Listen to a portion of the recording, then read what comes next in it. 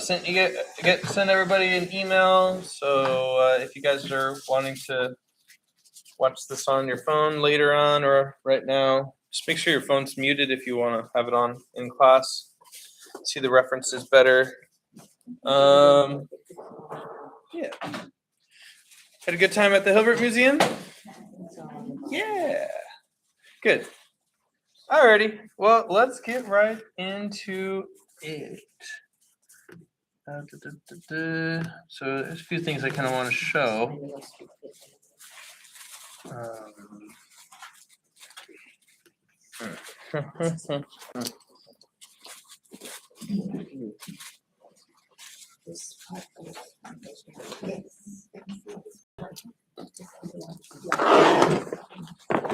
Okay, crazy. Okay.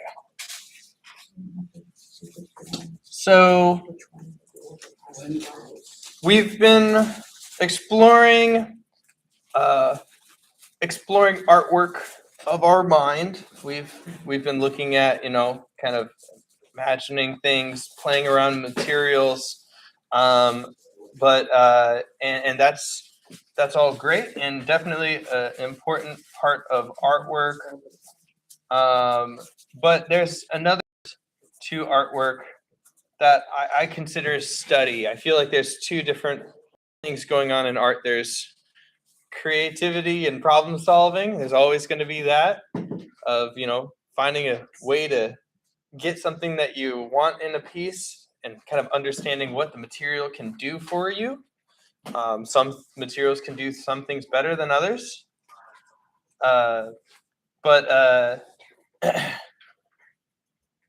And you could play around with that stuff all in your own little world and in your own little studio. And I definitely encourage that. But there's also, all the abstract. There's also observational work where you have someone or something in front of you that you are studying from. You are analyzing it, trying to figure out how to get that thing that I physically see, and put it onto paper. Because if I'd say, think of a bicycle. Some of you guys might think of a Harley Davidson. Some of you guys might think of a road bike. Some of you guys might think of a beach cruiser. Some of you guys might think of one of those three-wheeled carts that can hold somebody behind you or something. So having that observational skill of drawing something that is in front of you will grow what is capable in your imaginary drawing world, which is a lot of fun and creates some amazing artwork. So I feel like you have to have both. There's not just one form of copying. There are many. And if one form doesn't work for you, explore more. That's the thing with art, is that there's a million and one ways of drawing the same exact thing. There's artists out there who draw faces. Let's talk about faces. People who draw faces and they understand and know anatomy. Maybe they're just obsessed with anatomy, understanding how a face works with muscles and what's underneath the skin. I mean, a lot of it, when we're drawing things before a painting, before we put a painting on top of it, is about understanding and finding out what works for us. So some people love anatomy because they're like, this muscle is built to close our jaw so that we can chew food. Or this muscle is built just to show expression in our face. And where is it pulling and how is it contracting and how do the shapes work? We probably won't get too much into anatomy in this class, but knowing what's going on underneath the skin, there's that element. There's also forms where you get three-dimensional shapes. And you get really good at drawing three-dimensional shapes, such as the cube.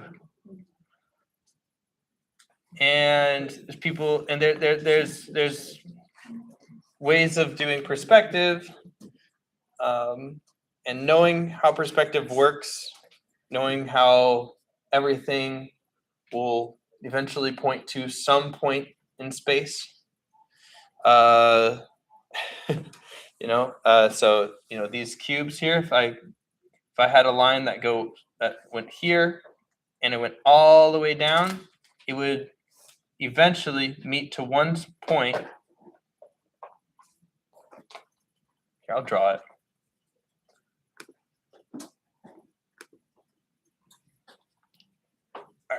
Actually, I'm just going to kind of overview right now. We'll get deeper into it. I'm just kind of doing quick overview.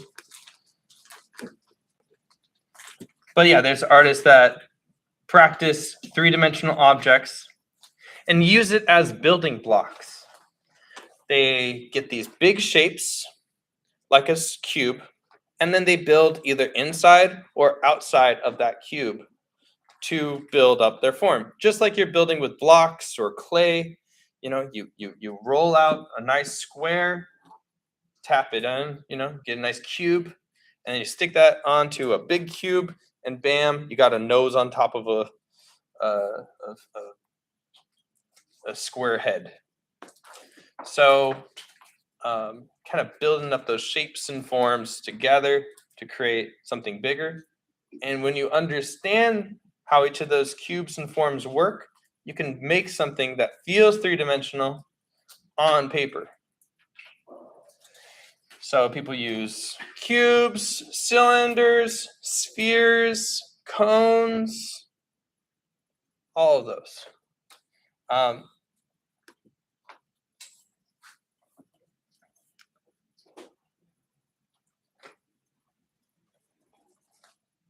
And then there's people who use grids, where they get a picture, literally anything, and they throw a square grid, importantly square, not a rectangle, right on top of some face or something, and then they draw each individual square,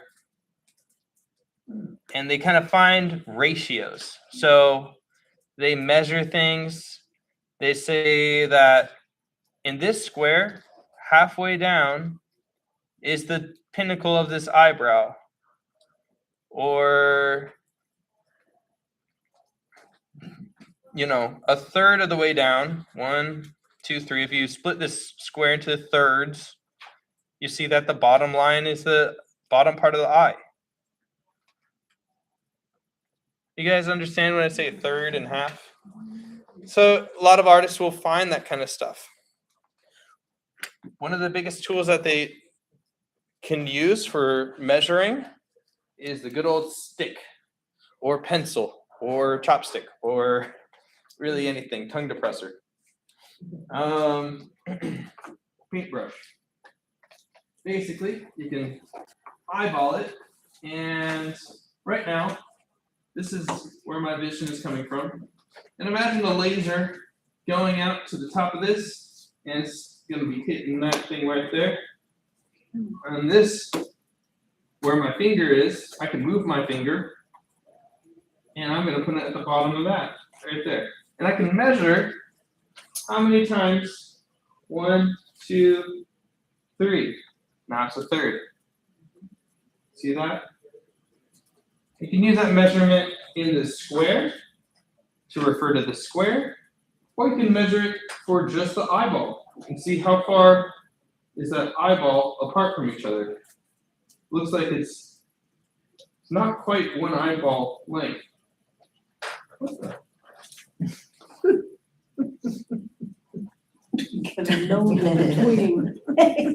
Yeah, so in this picture, sometimes it's a picture, not you. It's the photo. It's a picture. But yeah, some lens was too close. Yeah. So It's darker. you get surprised by these things. when you're trying to get like photo real and stuff. Because there's like an ideal face and stuff, and if you want to measure things out, some people will measure one eyeball, and it has to be one eyeball in between, but that's not always true. So, yeah. When you're working from a grid, you become a human printer.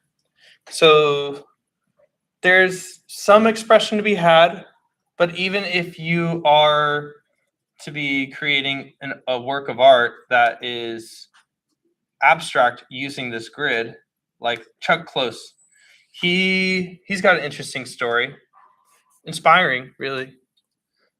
Okay. So, does anyone know who Chuck Close is? Yeah. Anyone besides Brian? Oh, I'm sorry, Bruce. I'm just kidding. I'm just picking on you. But oh, sorry. All right. But yeah, so Chuck Close, really cool artist. He did these massive, I believe these are charcoal. Are these paintings? I am not sure on that, but he did a lot of. He did those massive black and white ones. He did Yeah. Like a printer? Yeah, he went and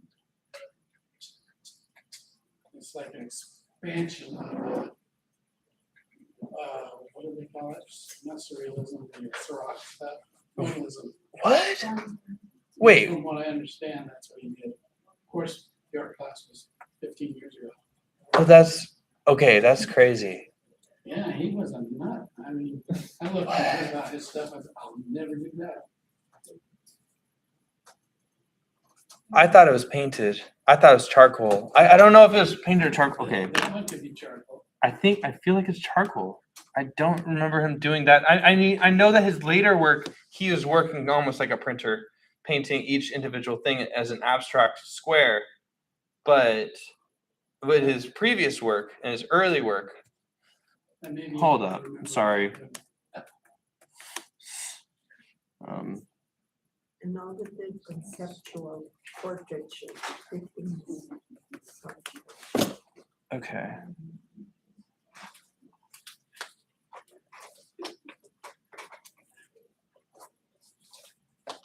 Oh, we're gonna get an art history lesson.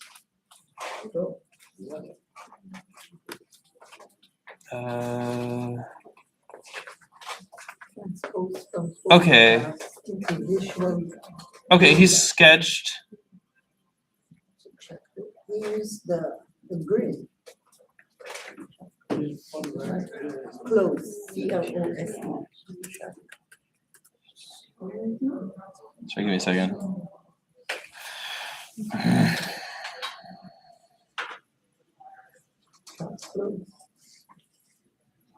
Okay.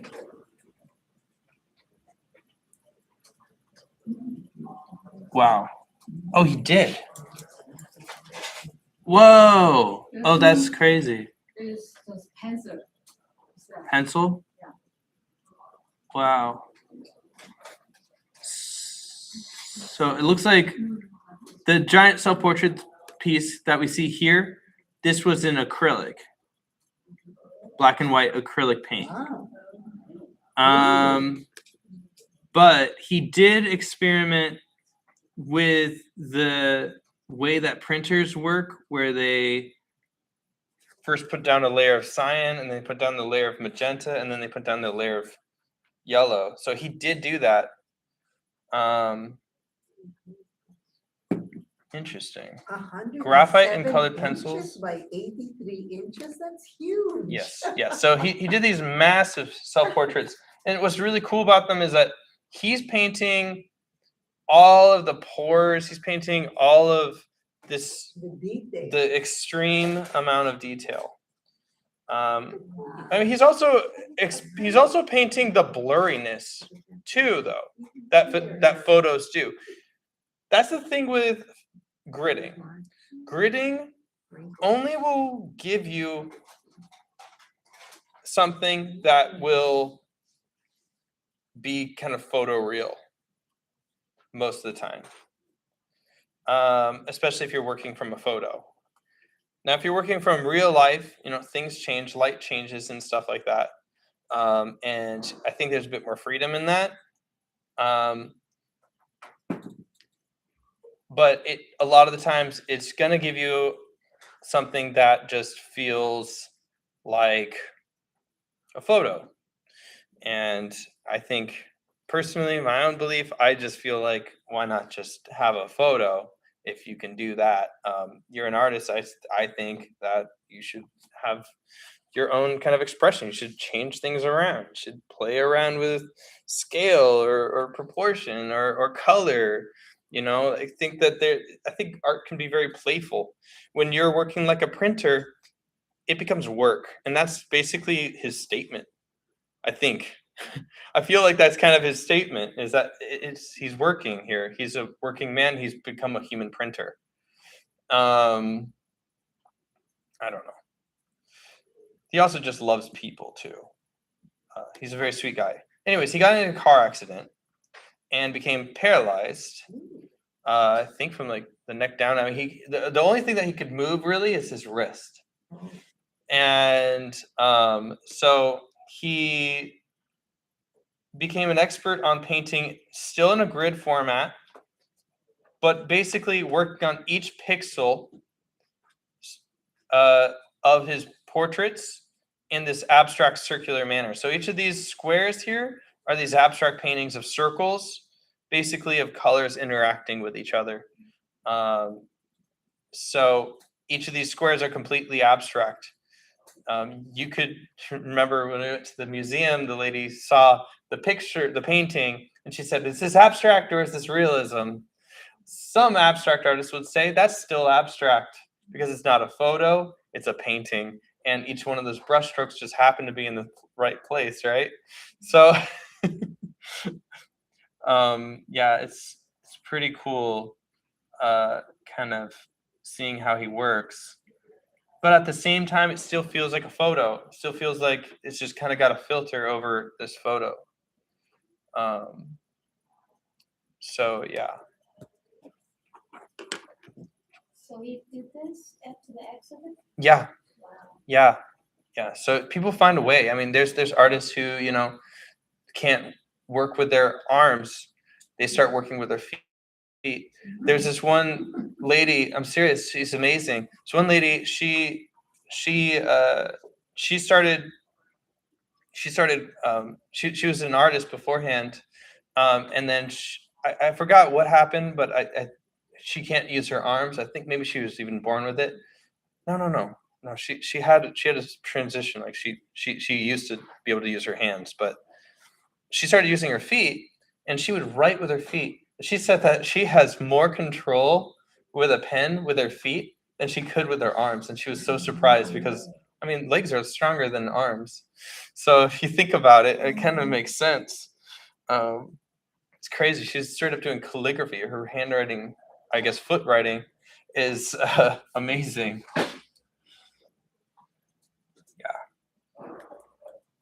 But yeah, some artists, yeah, and all the best artists use combinations of all of those practices.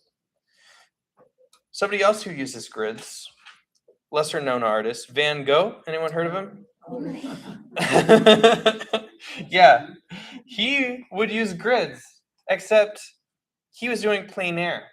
He basically had some sort of canvas and it had strings in it or wires, and it would have grids in it. And he would be looking at his screen and look through it, and there's a grid through that screen. This is old traditional way of working. A lot of artists back in the day would use just to kind of give you that baseline of where to start. So, I mean, it is a tool to be used. I don't think it's 100% necessary, but it is something that can help you. So I want us to play around with a grid, and we're going to have some fun. We're going to do something kind of silly. So here is kind of an example of what we're going to be doing. So here is a wonky grid drawing. This is what we're going to be doing today. So I want you guys to, here, I'll kind of showcase it. We don't need a reference. I mean, we're going to be making our own reference. Here we go. So let's get our charcoal. And we're going to go ahead and draw to the best of our ability a square on our paper. Okay? And the bigger you draw it, the better. So really get it all the way out to the corner of that paper here. I'm using a big paper here.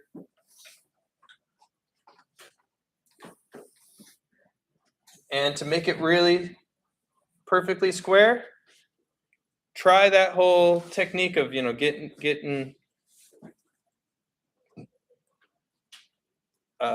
that pen or pencil and kind of measure it out that way, and then measure it out top and bottom, and I can kind of keep an eye on where that's square.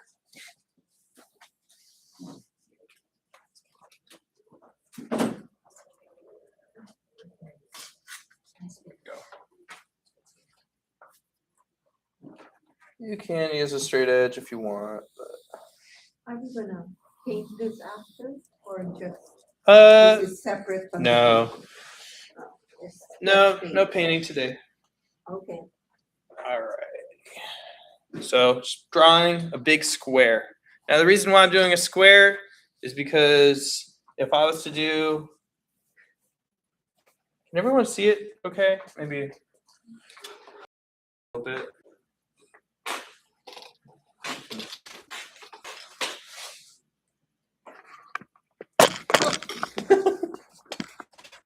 Okay. Okay.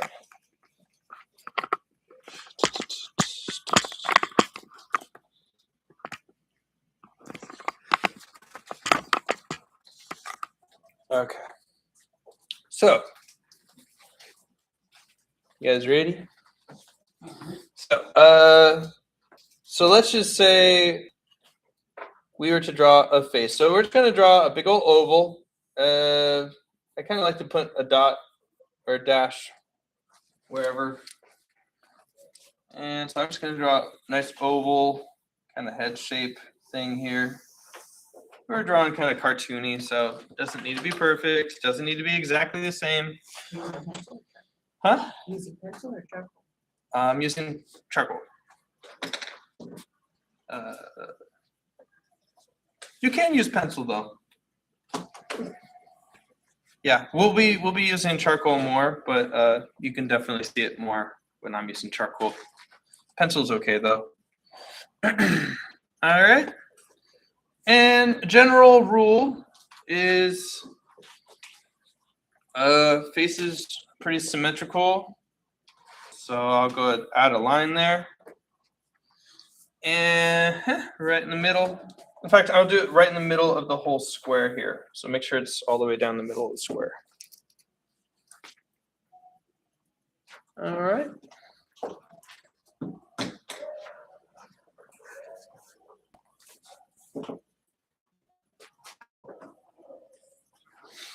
Okay. And eyeballs are below the face. So I'm just going to kind of do an upper lid here. And I'm going to start with the left on purpose. And then I'll do the right. So every kind of drawing line I do, I start left and then I do the right. Because as I'm drawing, whatever, same thing. As I'm drawing to the right here, I can at the same time look over to the left and kind of compare how they both look. So I can kind of react to what I just did here and try to make it feel symmetrical. So it's important to start on the left, then go to the right. It's a terrible habit I have of drawing to the right and then to the left, because any left-handers in here? Left-handed people? Okay, left-handed people, opposite. Because the reason why I do left and then right is so that I can see the left. But with left-handed people, you can see what's on the right. So you want to start with the right. So my apologies. Left-handed problems. I'm sure you're used to it. But yeah, so I can kind of draw it here. There we go. And I'll kind of draw an eyeball here. And remember, you can kind of draw outside of those shapes, and you can always correct things up if you want to. And I'll go color that in.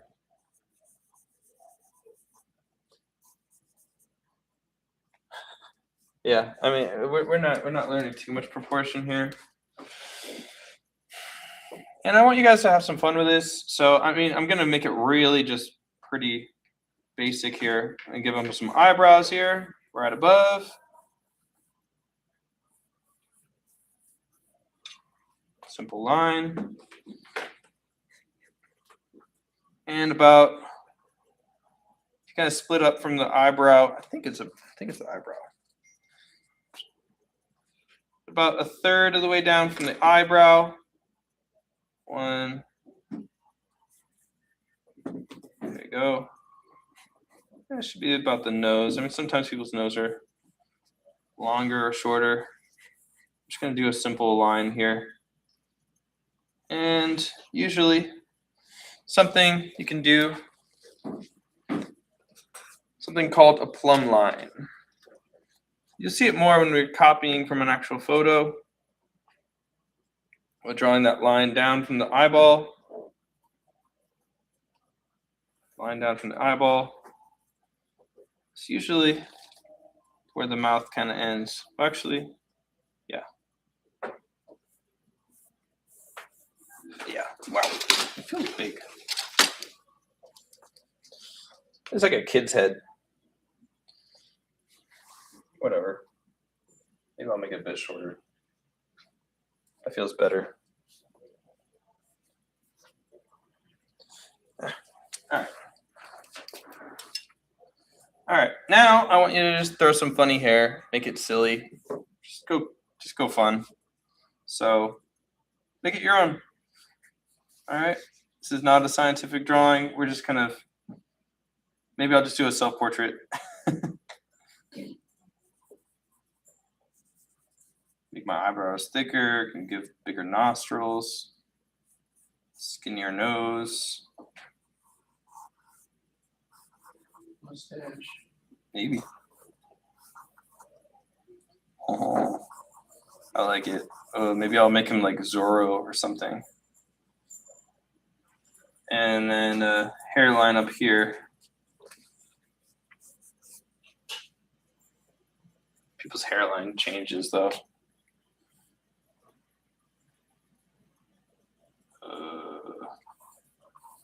Anytime you draw hair, you kind of want to have it come on top of the head there.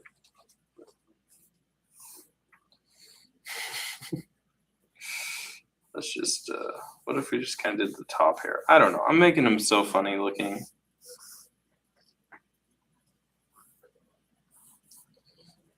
His eyes are so big. This is not correct. Whatever.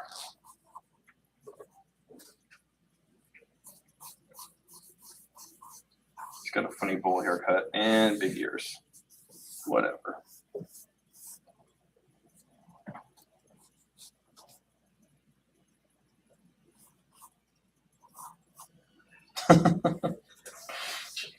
This is funny.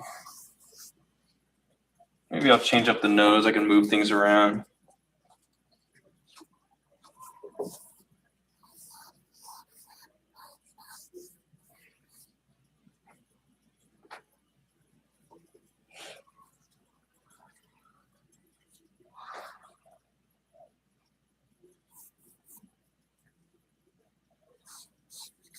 Oh.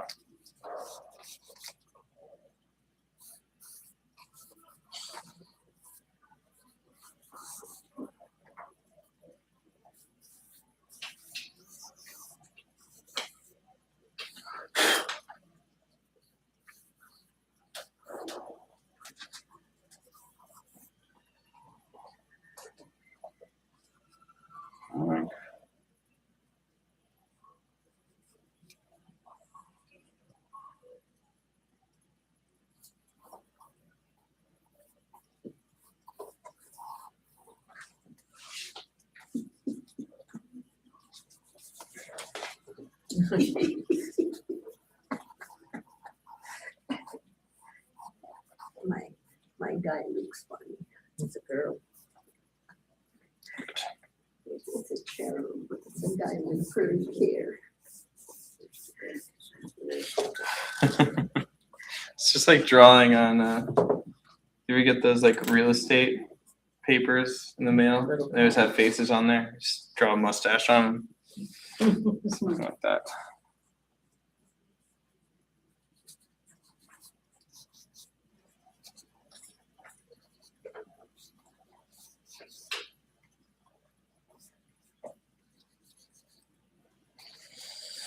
All right.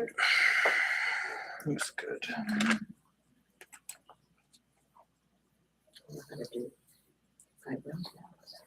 And don't worry about things looking good at the moment. We are going off of our heads still. I know he's. Yeah, I should give him a big mustache. I had a guy post for my caricature and he had a big mustache. I drew a really funny caricature. My caricature channel's been blowing up. It's awesome. It's like Alfred Newman. I like last couple posts I've been posting, it's like 200 likes. I'm like, ooh, that doesn't happen. So the first time I'm getting attention online, it's cool. All right. Alrighty, here we go. So let's go ahead and grid it out. Now, since we are having this be our reference, we're going to try our very best to find that middle line. And so I can kind of eyeball it, but I can also double check to see, is that the same length as the other side? So I can double check my work. I find it very easy to find that middle line. But if you want to, you can kind of put a dash in the middle line there, dash in the middle line there. See that? And really lightly, really lightly, just glide that in there. So I'm going to go one in the middle, and then the middle. That's the best way to make a grid on the fly without a ruler. Middle. Now, if you're using a really weird, and I'm going to do the same thing on this other side here. Maybe a bit lower. There we go.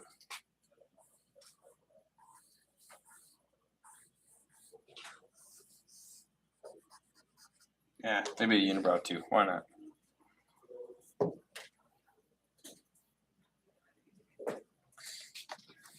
Middle line.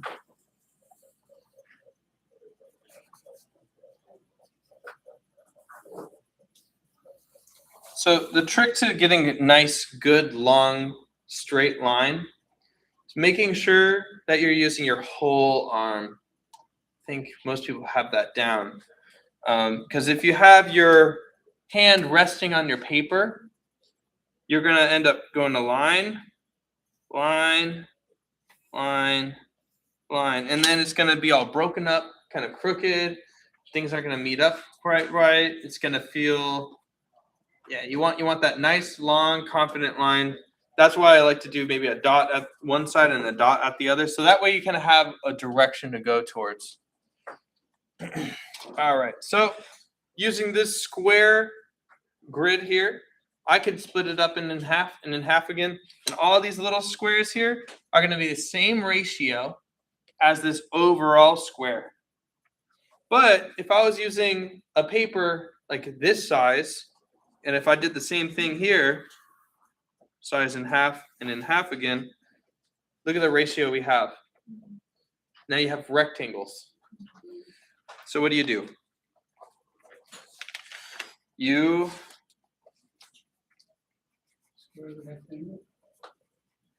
No, you can keep it a rectangle, but I like to find that middle line right in the middle of that rectangle, and instead of finding the middle on the sides, I just take this measurement here, measure it, rotate measure, and I can kind of leave a little mark right there. And bam, that should be a pretty good square there. So I can kind of measure that. Even if it wasn't touching the paper, I could still measure it because I can kind of eyeball it. Like, let me kind of do it with a camera here. So I can kind of take that measurement, see that measurement there, can compare it to that measurement there, to that measurement, yada, yada. Make sense? So I can take that same measurement, bring it over, mark, over, mark. Now, I know that this rectangle here is about, well, maybe I might have measured some things wrong here, but this is pretty close. 1, 2, 3, maybe a third by 2. Yeah. And you could use a ruler, but I mean, this does the same thing.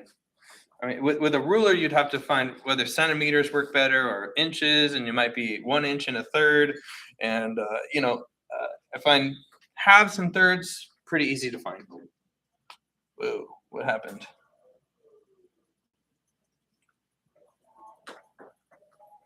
Okay, add.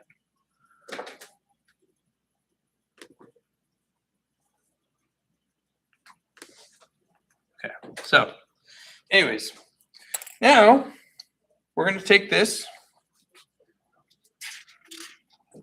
and either you have a second part of your sketchbook you could work on. If it opens up like this, you could leave it open and work on the other side, or rip it out. And I'm going to have it off to the side here.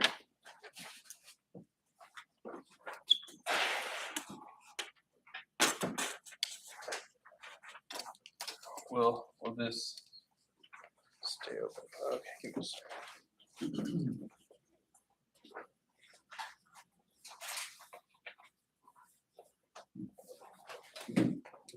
Need something to hold this up.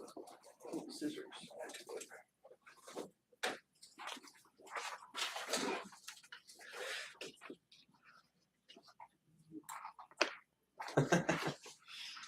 All right, Bryce, you creative son of a gun.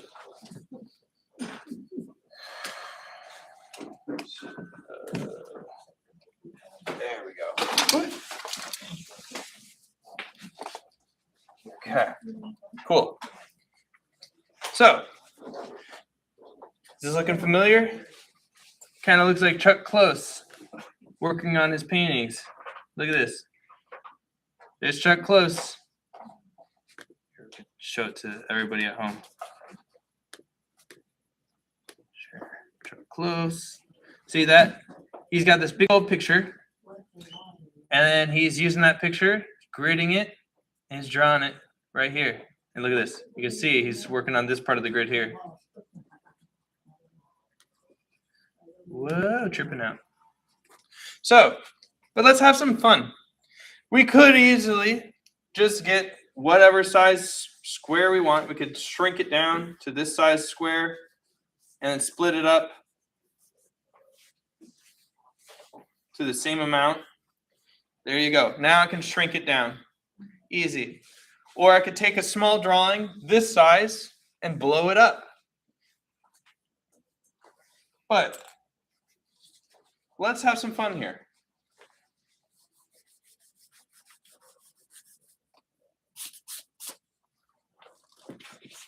We're going to make him wonky.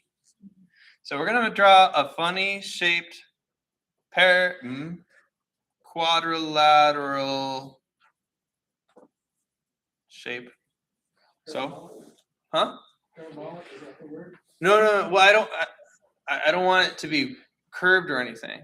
We for this first one. But maybe should we make them wide or should we make them tall? First one I hear.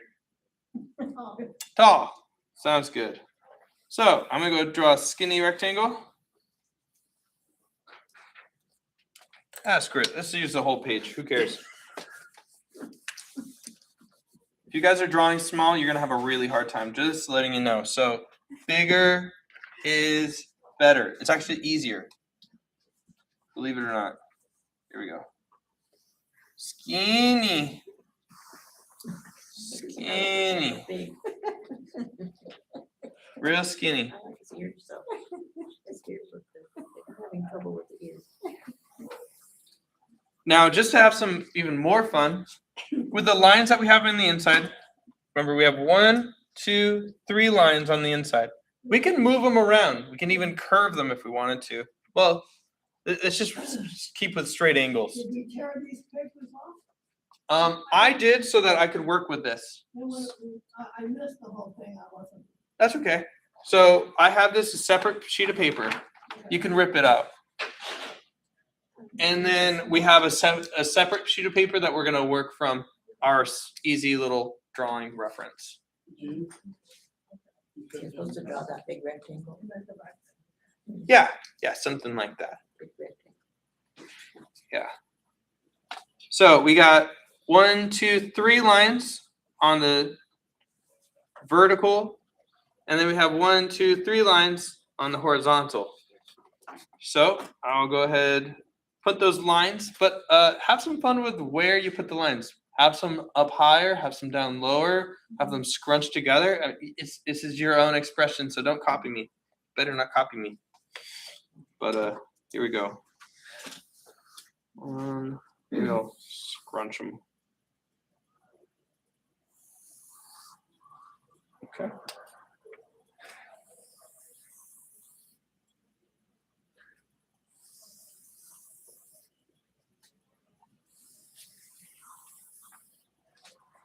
And if the lines are too dark, kind of erase them away a little bit.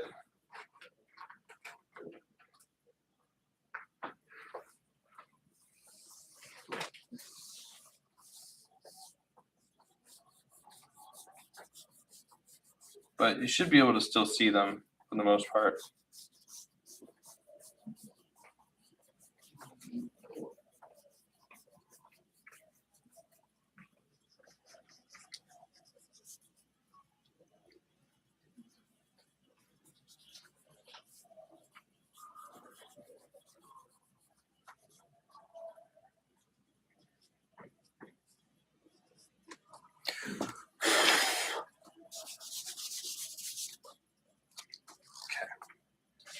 So you should be able to still see those lines.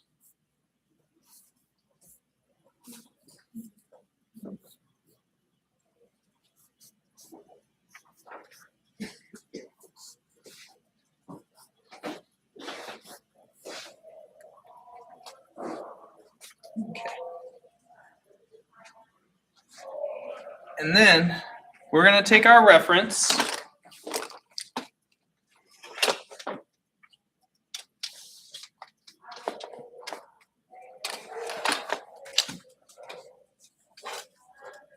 this is so wonky. I've used this before. This is my old one. I've had this since college. I bought this easel for $16 and it's lasted me well over 10 years. So if you don't have an easel, get one that looks like this. They're cheap and they're a little wiggly, but they do the trick if you're ever going out painting. All right. Now you may be noticing with gridding is that it's taking a long time. When you're working with shapes, it's easy to draw a circle, it's easy to draw a triangle, it's easy to draw those simple shapes quickly, and you can kind of place things in because you have the forms already there, which is very helpful for when you have a live subject. So if you're ever going to a museum and you're wanting to draw one of the masterpieces with your pencil at the Getty or something, gridding is not going to be feasible because you can't draw on the masterpieces in the museum. You could have that little, fence thing that you could look through. That's helpful. But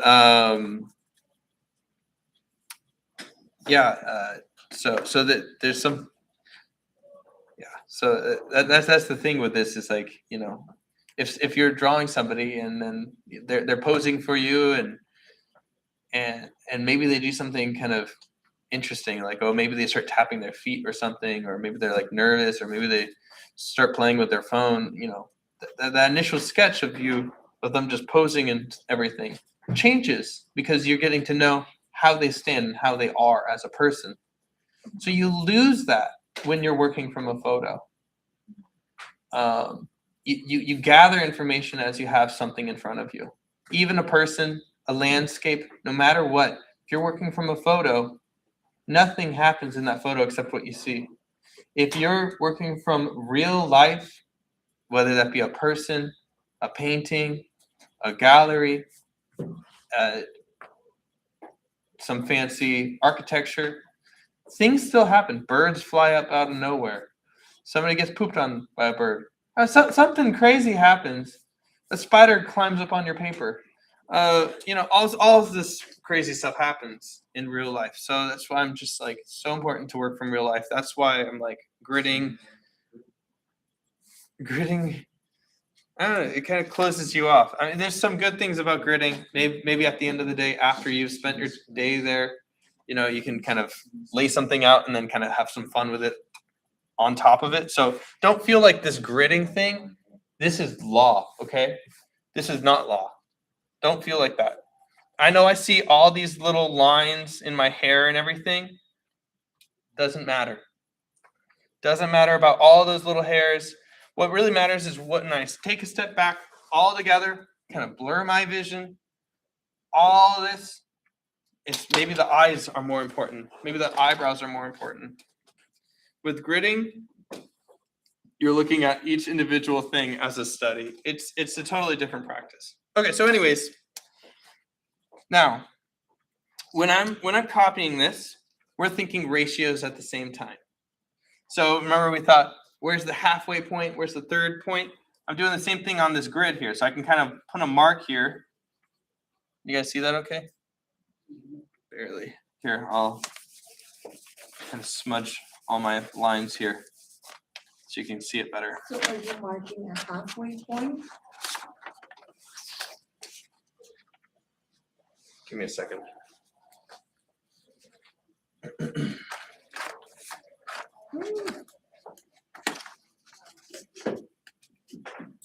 can make this work. Yes. So I can put a mark in this grid here and a mark here, and I can see that when it's here, it's about a third of the waves. Maybe it's a bit higher, maybe it's a bit lower, but take those little mental notes that you need, and I'm going to find that third of the way, and maybe I'll put a little dot in this whole extended line now. That's the third of the way. Here's a half. Put a little dot, find that half, put a little dot. Now can draw that one little box there. I'm just going to worry about this whole thing here. Instead of all those little lines and the exact values, I can put in the values and everything later. But this is kind of just about placeholders. It's a game of placeholders. I'm going to do this up high. And nothing else really going on. Maybe, see, I can kind of blur up any busy information here. Maybe there's a bit of hair in there. Or maybe I'll give it to like a light shade. So at least I know what's hair and what's not. And this goes up. And even if it's in the middle of this square, I'm going to be measuring it. So maybe this is a fourth of the way. 1, 2, 3, 4.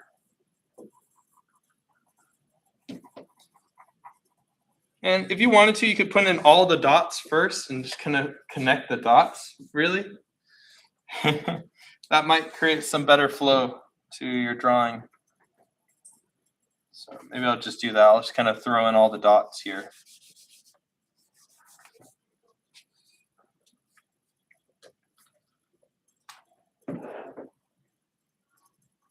Has anyone worked from a gridding technique before? Huh? I think it is. Mhm. All right, cool. Well, this will be your first experience.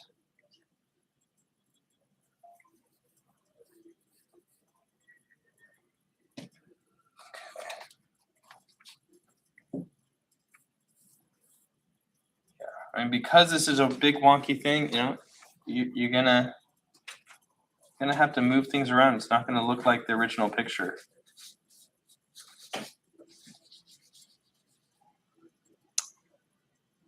So, like, let's say I was to find this point here, right in the middle of that square. Basically, triangulation. It's like right there. So I have the box right there. It's about halfway and a little bit halfway here. So kind of halfway, a little bit above. There we go. I can always go over my last lines here or something.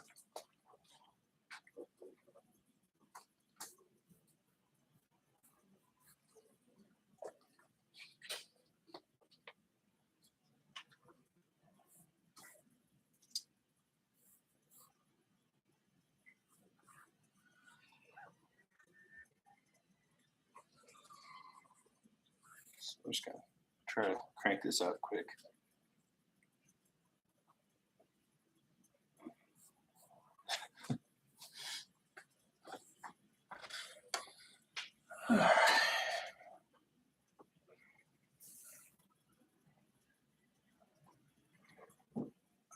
Oh, I see. Oh, that's.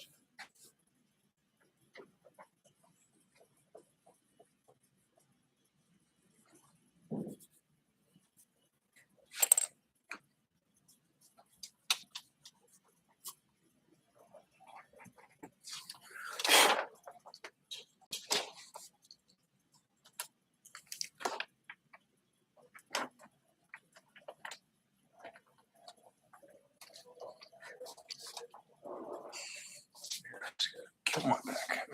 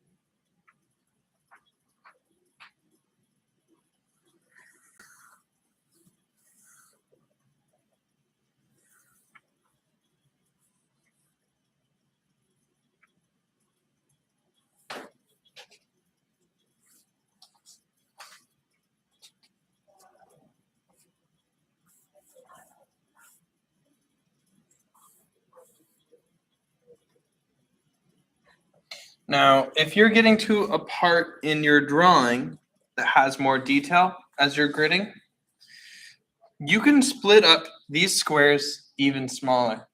Just like I split up this big square, I can split up each of these small little squares. So maybe I'm like, this is a very busy square here. So I can split it up in half and in half again. See that? So now I can find that the nose or the eye has a lot of this sometimes necessary detail. you can split up that square even more. And if you wanted to make it even wackier, you could probably split it up even more in here, but I'll try to keep it proportional from the main squares.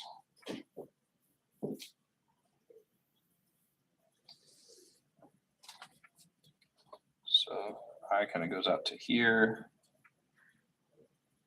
To here. Any questions, guys? We get it? Any confusions?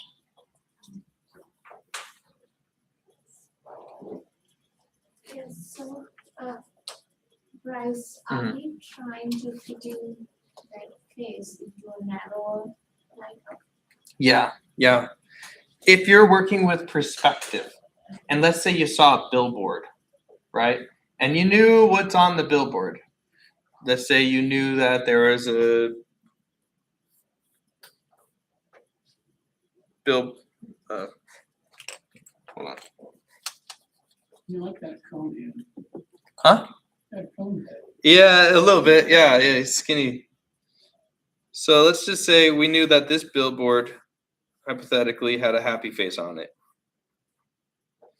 Well, in perspective, that square is going to look like that. Or this billboard might look something like this, maybe.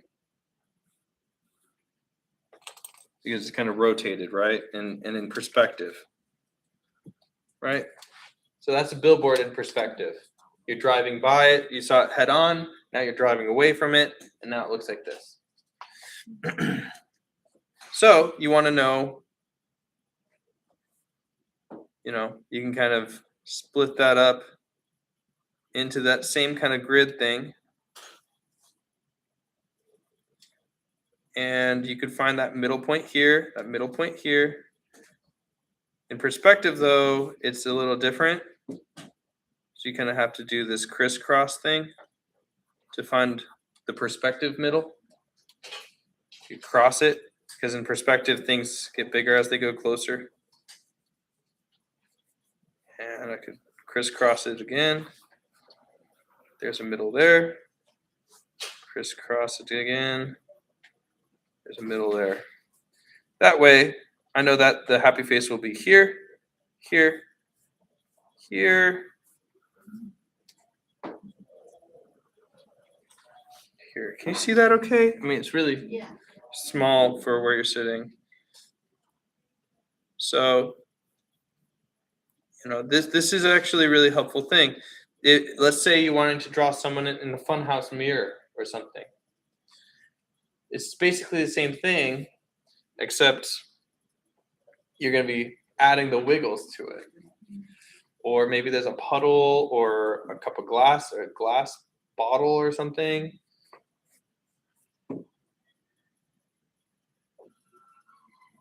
Yeah. So let's say you're looking through like a distorted pane of glass or a wine bottle. You can add that extra bit of thing. So let's say you had a wine bottle for the advanced students here. Other people, don't worry about this. And you're to look through it.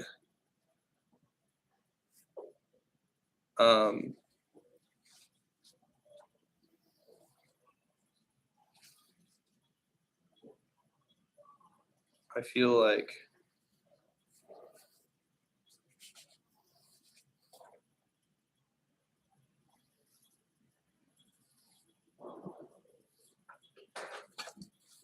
it's basically going to be distorted in that way. More so off to the sides. That's a whole other thing. I'm not even gonna get into that. I need to research more of this. But you can see this if you go onto archive.org. The how to render book talks about glass. There's like a whole chapter on it. He knows more than I do. So you can kind of talk about that stuff.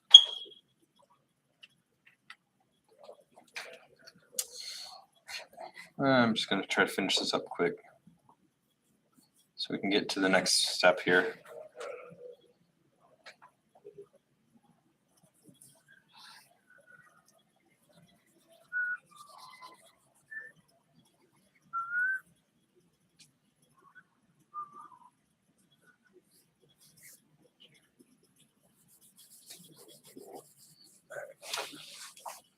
think we'll just put on some music while we finish this up.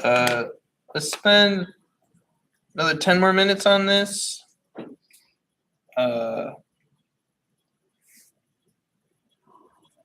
Yeah.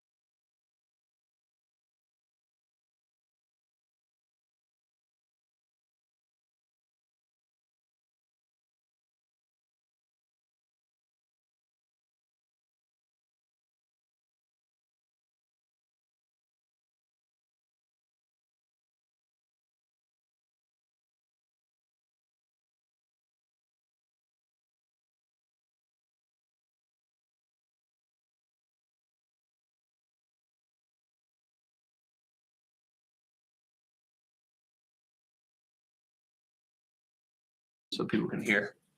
So take that measurement here, measure it out there. So that way it squares. And I Right. can measure it out there, measure it out right there. Luckily, it's worked out pretty well. So that it's just kind Well, of square, even. square. Yeah. And so let's just say we had it in perspective, but this is the vanishing point, and it's going to be below our feet, and it's going to end above our heads. So this is a really big billboard. And we can have it end right there. Okay, so there's our billboard in perspective. Now, to find that middle point, Oh, okay. can do that crisscross, have it touch each of the corners. This is the middle point Okay. in perspective, because when things are closer to you, they're bigger. So this area is going to be further away, so it's going to be smaller. This area is going to be closer to you, so it's going to be bigger. This bit of knowledge, I mean, just knowing that, you can kind of, even if you don't do the math and find that X thing, having that knowledge can really help you. So then, with that middle point, I could continue to do the X thing, or I could use that middle point to help me out, which I need to have the middle point anyways. So I could have the vanishing point, get into that middle point there.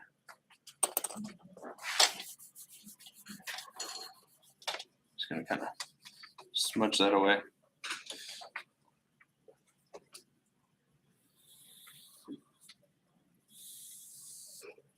And then to find the middle point between these two lines, I could do the X again. Okay. Or using that middle vanishing point, I could just have this point to this point. And have this point. That's the point in the middle. Same with this. Okay. Okay. And so now I know that my happy face is here and here and here and here.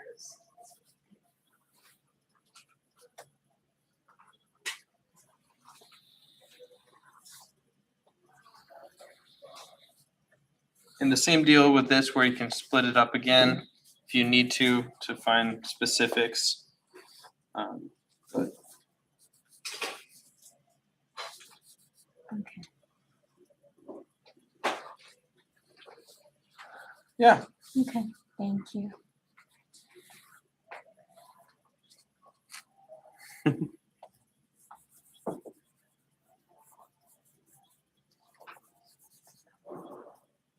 Yeah. Okay. Okay. Thank you. Sure.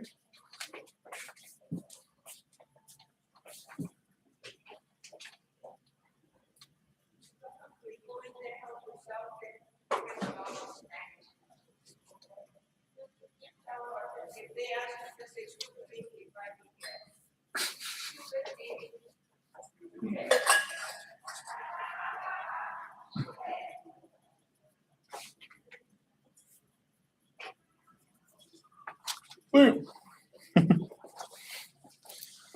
Okay.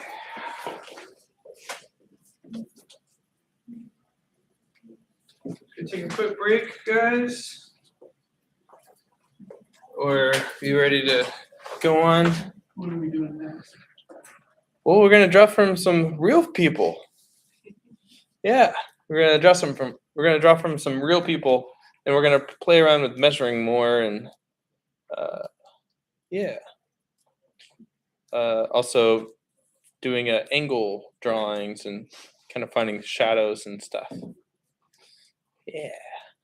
So should we take a quick break? Get some water, restroom break? You're not supposed to look funny, right? Yeah. Well, these ones are funny. They're funny. Yeah. I mean, yeah.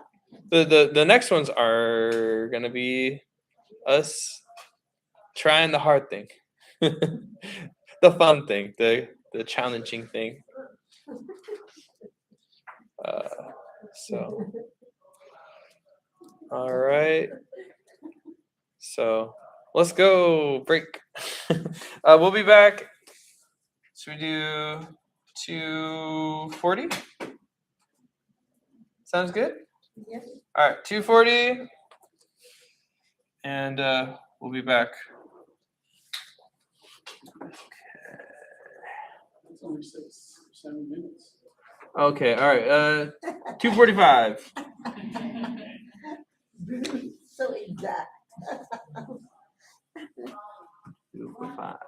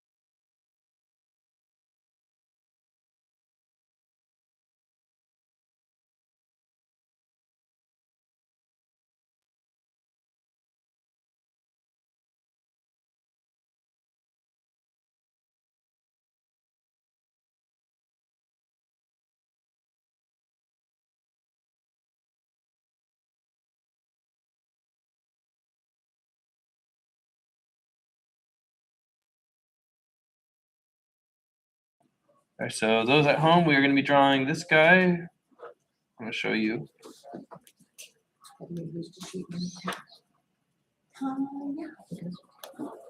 So there he is.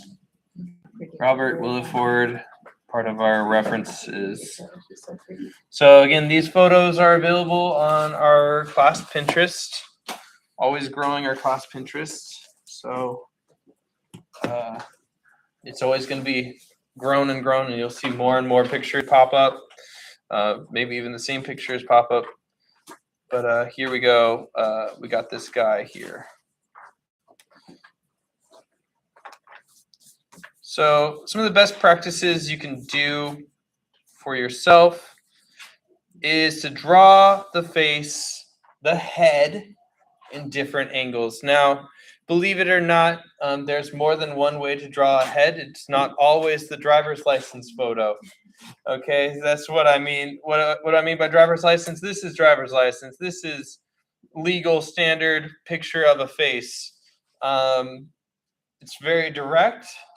It's very in your face, you know. And then there's portrait, profile. Yeah, thank you. And for this, you know, you can really see the angles in the face, how far it goes out, far it goes in, how far apart those eyes are from the face, all this stuff. And then, of course, we got 3/4 angle here.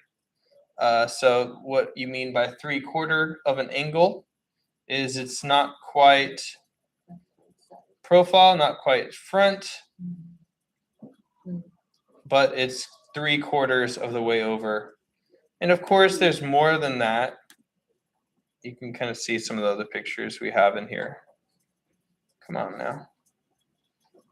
You know, people can be looking down, people can be tilting their head up.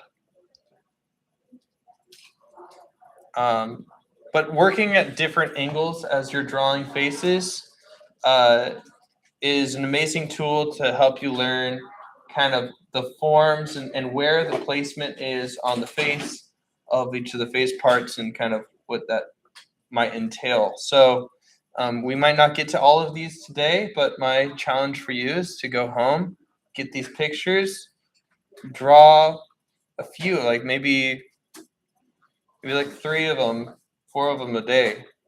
Again, you're going to draw a face. The nose is going to come out wrong and weird.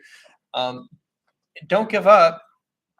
It's so obvious that it's just the nose, or maybe it's everything, but you can just pick one thing and say, okay, I'm just going to focus on the nose, or I'm just going to focus on the placement of the head.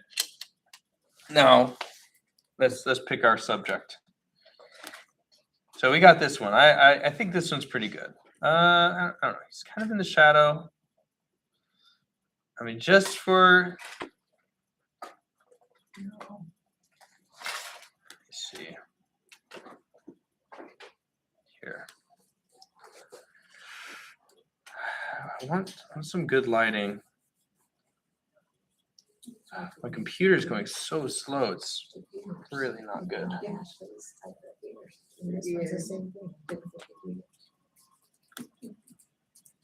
Okay, cool.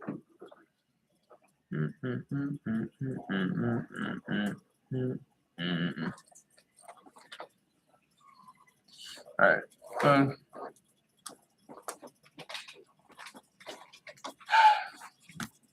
Please work. Please work. Please work. Please work. Please work. Very cool. Here. Okay. I like this girl's face here. We'll do this 3/4 view of her face. Please. Please. Oh my God. Ugh. Please. Oh. Technology.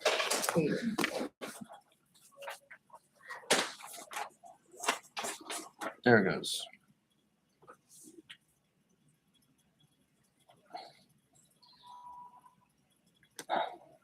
Giving up. Give it up. Why is none of my examples working? All right, forget it. We'll try this guy. All right, we'll just draw this guy. All right. So let's go and draw this guy. So the biggest thing for measuring, we've tried the whole measuring thing, right? We've gotten this and we've measured things. We've compared. We've tried to find halves and stuff, right? Now another big tool that artists will use is I always start off with negative space. Anybody know what negative space is? We're dropping big terms today. Go ahead, Bruce. Negative space is the space around the subject and not the subject itself. So you draw spaces under the ear, around the ear, over the top, and down to the other side. You're drawing the shape of gray space. Yeah. So where there's nothing. So, White space. well, it's basically if I'm positive space, everything else is negative space. If I have my hand like this circle here, that's negative right here. That's negative right here. These zigzags is negative. We're kind of turning everything around. No longer are we looking at what all these wrinkles are doing in this complicated hand pose, but I'm just looking at what all this shape space is doing.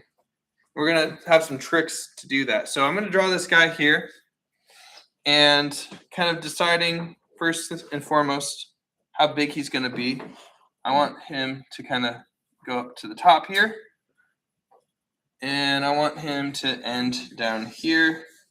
I guess that's kind of his chin. I always kind of do head and chin. And then I guess neck here or something. But basically, we kind of find, we're going to start with the simplest shape. And you can find that as a square. And you can see here, it's already gridded out. We already know the ratio. But you could find that ratio by measuring one side to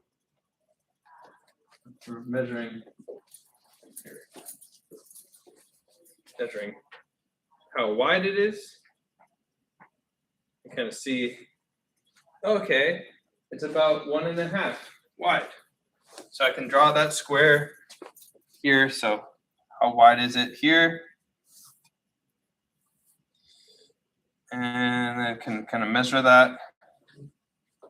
Can't you just do the grid all the same squares? Like you can on the top, you can just arrange it so you don't have the two thinner ones on the outside, so they're all the same. We're gonna ignore the grid. Okay, just for this drawing. So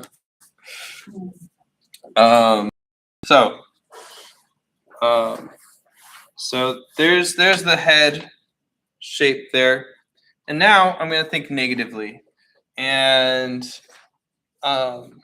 I'm gonna now look for angles. So this is a new trick in our pockets. Our pockets are getting heavier.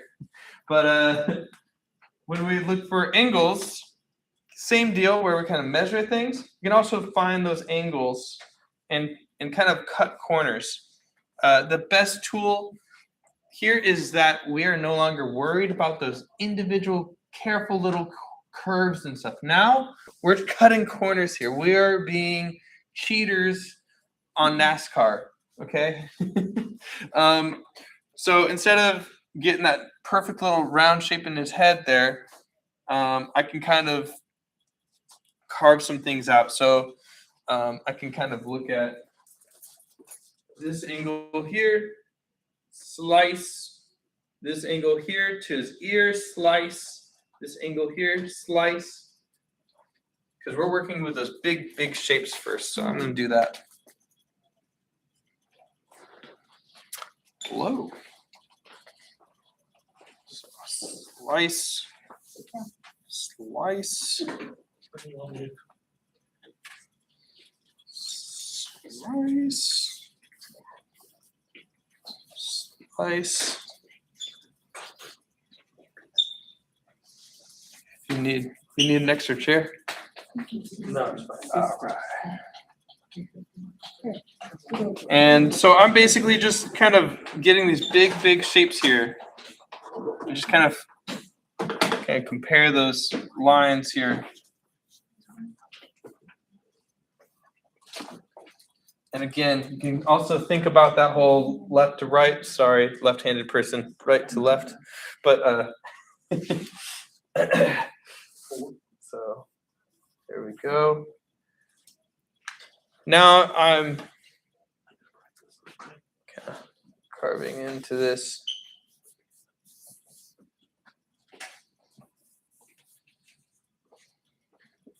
There we go.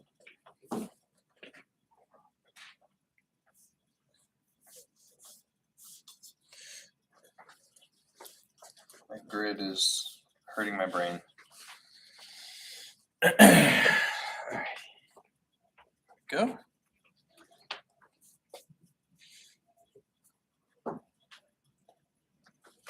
Okay, and I can also carve into these ears here where I think those ears will be.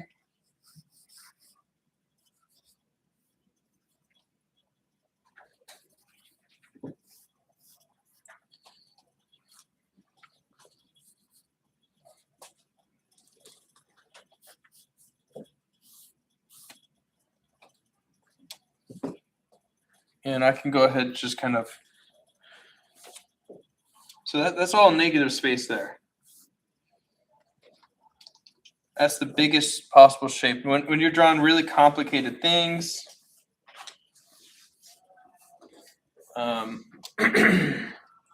such as crazy hair or bodies, doing crazy poses, you can kind of put them in a box and then kind of shave them away.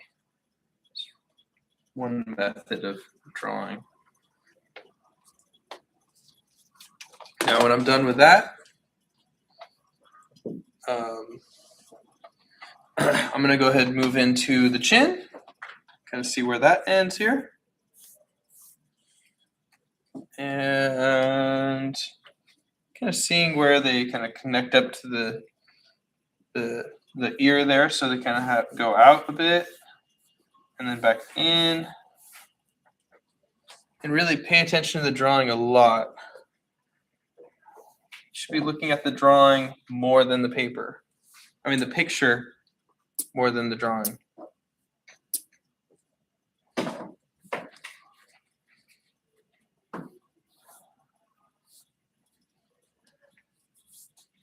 So not too many curves.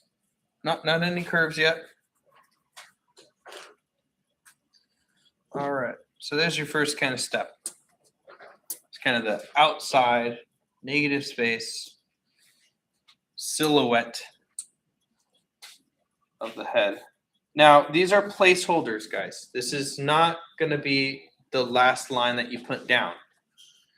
So the importance about this is that they're roundabouts. They're just kind of there, possibly there. You're trying your best, but you can make adjustments. Maybe I'll make some adjustments here. Maybe the head kind of goes up a bit more. Quick adjustments. But usually, your first guess is pretty good. Okay. So next thing we're going to do is we're going to look at lines. So we looked at the lines outside the head, the negative space. But now we're going to look at lines, and we're going to look at lines that you can see in relationships of. So what lines could that be? There's a few lines you can look at, and the biggest and easiest one, remember ratios, halfway. What's halfway? What's in the middle? What's in the middle? Because, huh? The nose? Yeah. But we have a line down the middle of our face, an invisible line, because we are symmetrical. Mostly. We're mostly symmetrical. There's little things that are different about everybody. Some people might have a lower eye.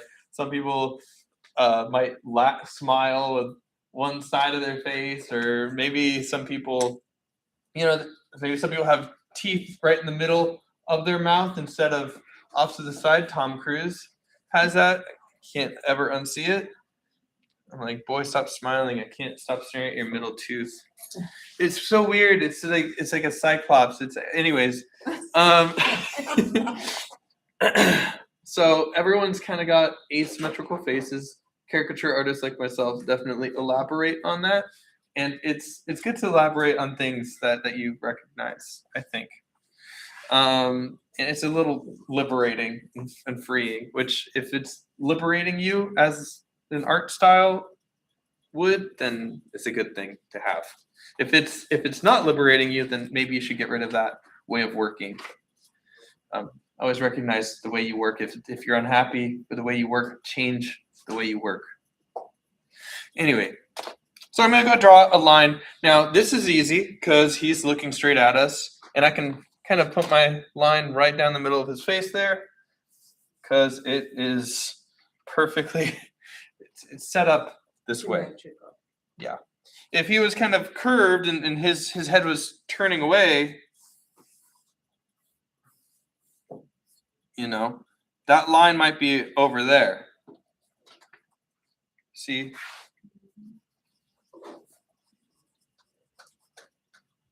So that's kind of what happens. We might do a part 2 to this next week. I don't know about the egg thing. We might end up painting, but this is kind of fun. So next thing we're gonna do.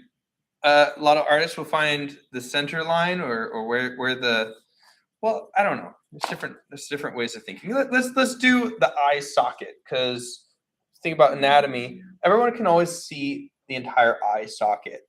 It's really pretty obvious. We can see where in our skull that there's a point where it's bone, flesh, flesh. And so I'm kind of finding those circles there. And so let's look at those eyebrows. It's kind of on those eyebrows. And look at that. If we split up that face into thirds, just like this picture, there's our eyebrow. So split this up into thirds. 1/3. 1/3. There's the eyebrows. I'm just going to do a line for now. It looks like right in the middle. You see that measurement right in the middle is the bottom of the eyebrow ridge. And you can kind of draw those lines in there, because in between the nose, okay, no, see, so that's going to be the eyebrow. Just going to kind of throw that line in there. And then the eyes are right in the middle of the face. So if you find that middle point, there's the eyes. And if you're doing like a quick gesture, I always kind of like to do, this is tricky because I have to I can't look at the reference. I'm gonna pull it up on my phone. I'm gonna have it right here. Oh, that's 100 times better. So what's his name? This guy? Clive? Clive? The guy that we're drawing? Mhm. Is it? I don't know. I don't know. Let you personalize it. No. This is from somebody else. He looks a little like bald Keanu Reeves. He's giving bald Keanu Reeves. Okay, cool. I have my picture. All right, awesome. So, I hate not being able to step away. Okay, so right down the middle of the face, there's the eyes. And I'm going to go make a mark where the nose is. So it's about a third of the way down. So you can see between the eyebrow, lower nose, and then there's the bottom of the chin. Now there's the eyes.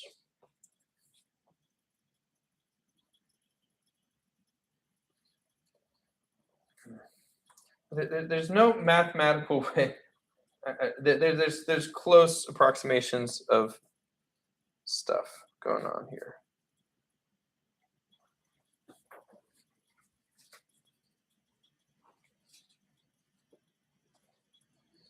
So the mouth is about a third of the ways between the nose and the chin, up right there. I know that because I just measured. That's how it can be, right in the middle of the mouth. And I'm going to just go ahead. Now the eyes, smaller than you think. I always kind of like to do 2 dots kind of where the eyes are, because sometimes the eyes can be crooked, sometimes they can be straight, sometimes they'll be slanted, sometimes they'll be bigger, sometimes they'll be smaller, depending on, I don't know, health or You're winking. age. You're winking. Huh? You're winking. Yeah, some people have the different ethnicities. I mean, there's so many different variables. So that's the thing with faces, is that there's just a lot of different variations. So I feel like the more you draw, the more you kind of understand them. So there's the upper lip, the upper lid, and there's the eyebrow here. Now, some people say that eyeballs have to be an eyeball width apart. Sometimes they're closer, sometimes they're farther, just by a little bit. You can measure here.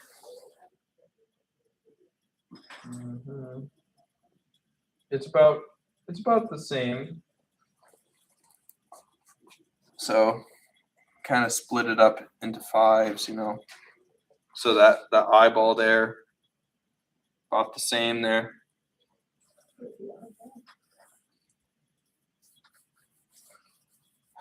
Now, my general way of working is a lot quicker than this. A lot of times I'll kind of throw it together. And then kind of maybe measure afterwards, because maybe something feels funky.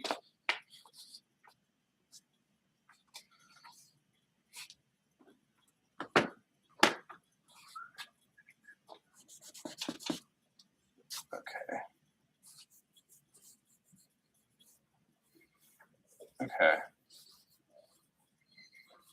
Basically, looking at the whole skull here, though, kind of drawing the skull, because this top part between the eyes there, pretty.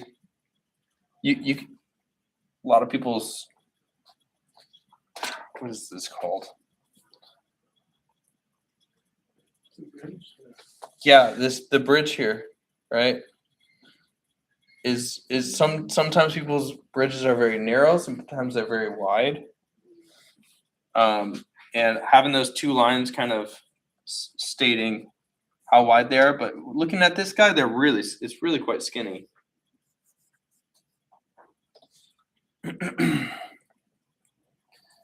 And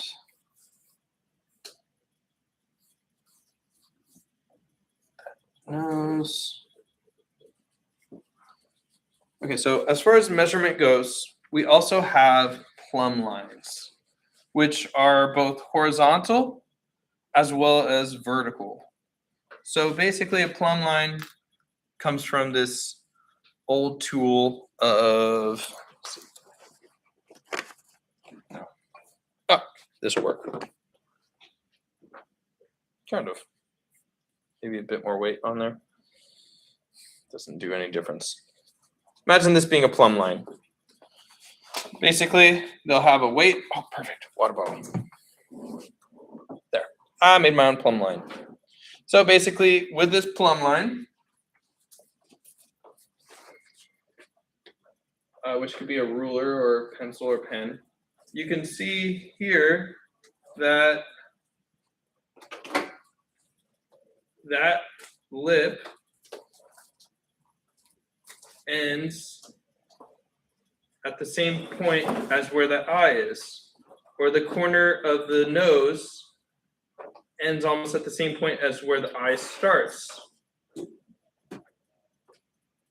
You know, there's a bunch of interesting things that when you start measuring with the plumb line, you start seeing, like the edge of the eye is about the same location as the at the point of the cheekbone turning up towards the ear.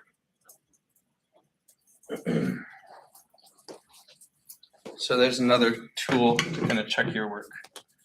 So sometimes I'll literally put lines into my drawing.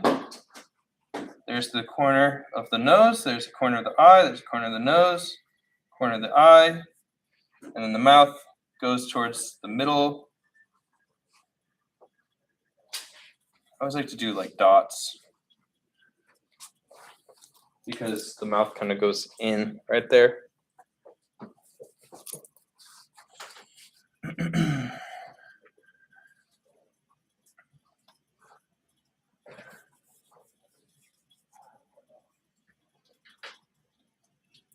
There's also ways of kind of triangulating things, especially if you're drawing like girls or something. You can kind of triangulate the nose to the eyes with like a triangle. And you can kind of see the triangle with him. I feel like his eyes are kind of close together. I feel like they kind of are. As a caricature artist, I would definitely play that up. But there we go.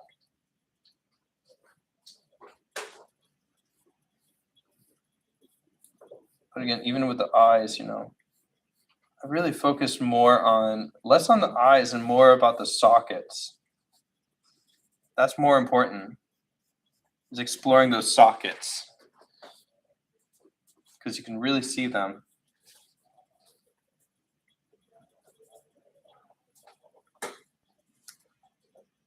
Let's just kind of place some placeholders and then we'll work on some shading.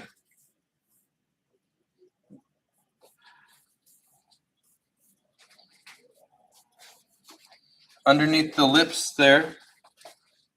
Now the face kind of goes in and out, in and out. So, wait.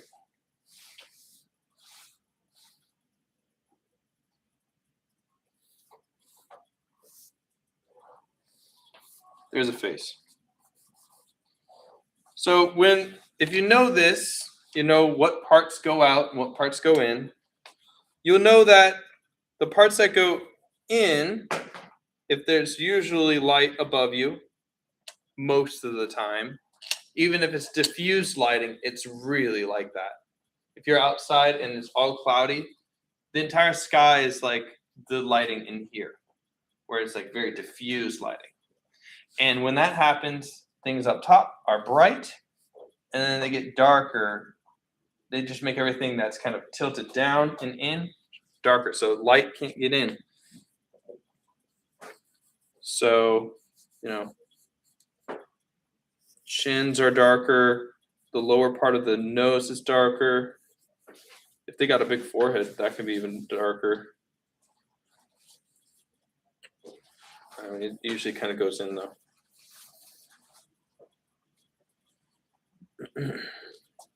So keeping that in mind, underneath the mouth there's the chin. There's like this little round chin part, right? And it looks like some lighting can't get in there.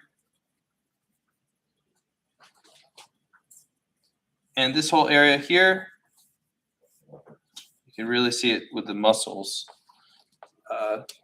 And Arnold Schwarzenegger has like the biggest, like,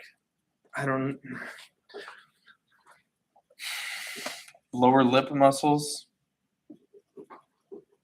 All right, I'm gonna do some homework. So once you kind of have kind of the skeleton of it all, it's not much personality going on. Maybe you could draw the eyes in there. It doesn't really matter though. The eyes aren't important. But what's going to be important next is going to be more important. When you're looking at your image, there's always going to be a line between what's in the shadow and what's in the light. And those lines will define shapes. So there's not going to be a single line of shadow. We don't have any lines on our face, only shadows. Did I mention this in this class? I don't know. But basically, stop me if I did this already. If I put my finger here, I create a line. Did I do this? I did this in this class? No? Oh, Okay, cool. So basically, there's no lines on my hand right now, right? Some wrinkles, but that's about it. If I put my finger right here, there's a hard line right between my finger and my hand, right? But if I lift it up, it's not there. And it's not on my finger, so where is it? Line, no line. Line, no line. What is that? What's going on? Shadow. It's a valley. This is a contact shadow. Yeah? So you put it in the pocket. I put it in my pocket. It's a secret line. See, lines don't exist in the real world. If they did, then I'm a magician. I just disappeared a line. It's contact shadow. It's the point where no light can get in. So with that knowledge, let's try to find the shadows. Now, when you're working with shadows, you're looking at the overall shape of it all. Because, I mean, if you cover up just barely, I'm not quite touching, but you can still see the shadow underneath my hand, right? So certain things happen. That's a cast shadow. But then there's also shadows in my own hand. You can kind of see here, this is much lighter versus this, right? That's because light's hitting this, it's not hitting this. But then this is a cast shadow. It's being cast down from my other hand. If you're wearing a hat or something, you'll see a big old cast shadow on your head. Where am I going with this? Here. So I'm going to draw the line between light and shadow. And with this picture, it's really obvious, but some pictures might be harder to find. But I'm going to kind of look at this and look closely at that line. It's going to be kind of in the head. And again, work with those straight edges, just like we did on the outside of the head. Okay. And there's going to be some parts where it's going to be light. So maybe I'll draw a line between where those lights are going to be.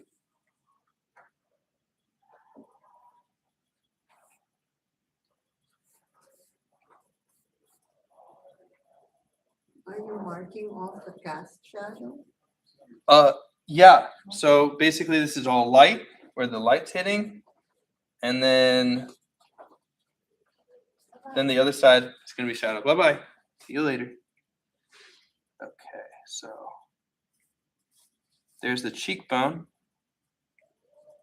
because it's kind of in light here.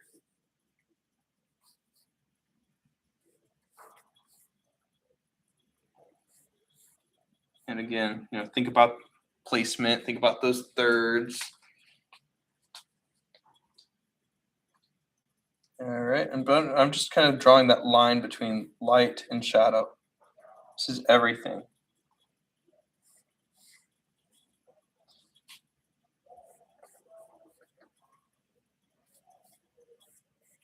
You might look at some things and think, "Oh, that's just a line of shadow." That's not true. There's a shape to that one line. And it's important to get that shape.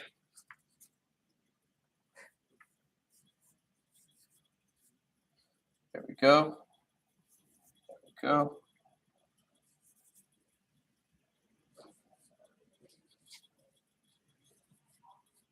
This is on light. So I'm not worried about the light. I'm literally going just light shadow. It's that dramatic. I don't want any of that middle stuff where it's like not quite light, not quite shadow. Just want shadow.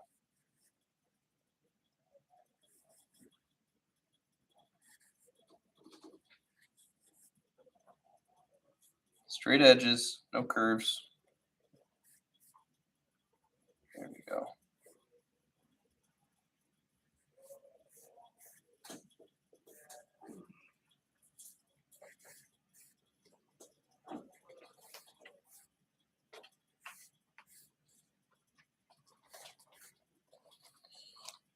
Okay.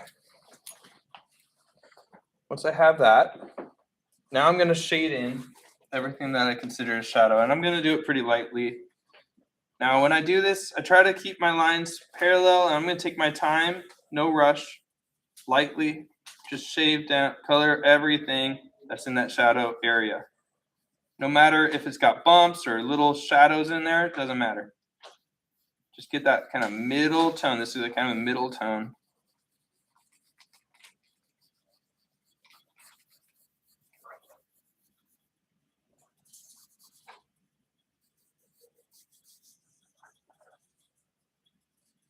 Yeah.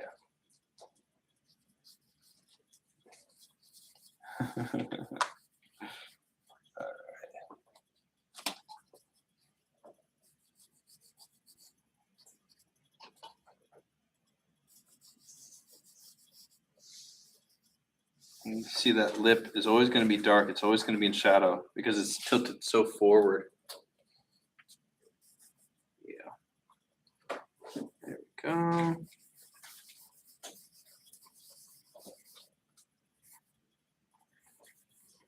And you could always use the end, the side of that charcoal for those really broad areas. Should have done that the whole time, honestly.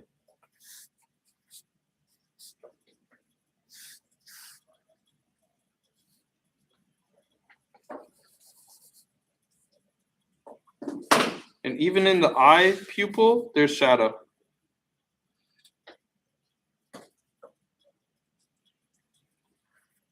That's how you can get a really bright eyes, adding that shadow in there. Because only when you have that bit of shadow in that area can you make a really bright light. Look at that.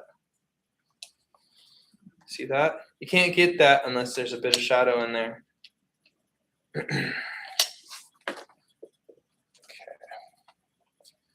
So, and again, think about that up, down with eyeballs and pupils. That upper pupil there, kind of like an overhang. You might have one in your house by your porch. That little overhang gives you some shadow, some shade. Same thing's happening with your eye. The top part of the eye. The lower part actually goes up. It's like the floor mat of your porch.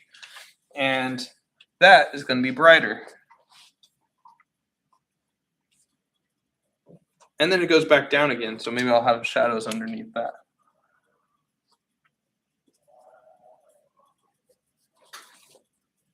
And of course, there's contact shadows too. So maybe below.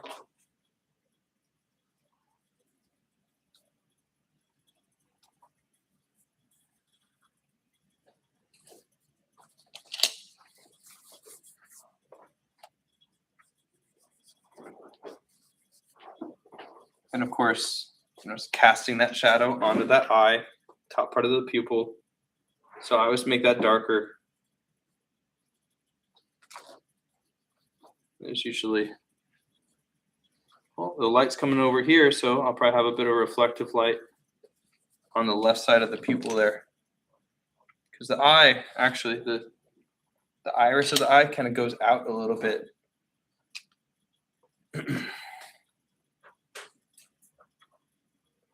Here we go. That's why our eyes usually have a little sparkle in the iris itself, is because it goes out a bit. Kind of. Yeah. You know, like near bus stops, they have those big domed mirror things. It's kind of like our eyes. It's like on top of. So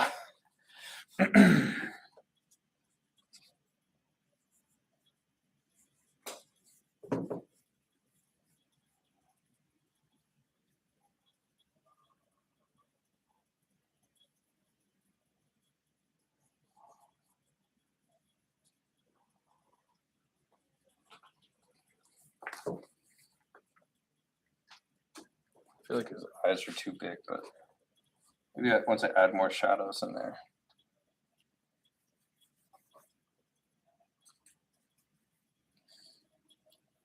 After this, it's basically looking for these big shapes of value.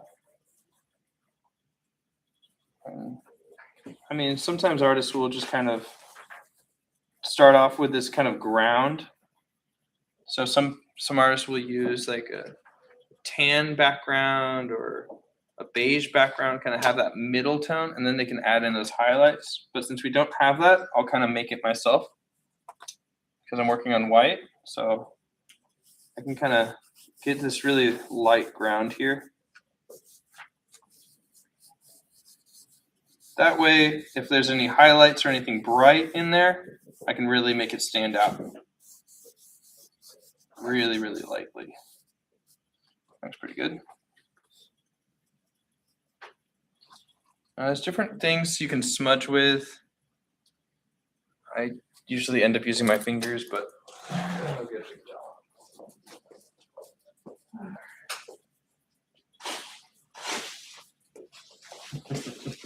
You can watch this later.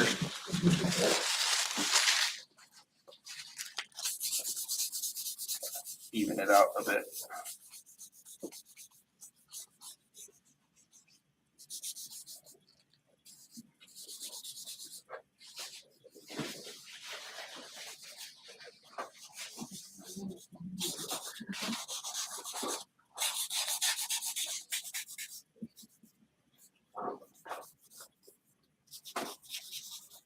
It's kind of tough one to leave early today. I'm sorry.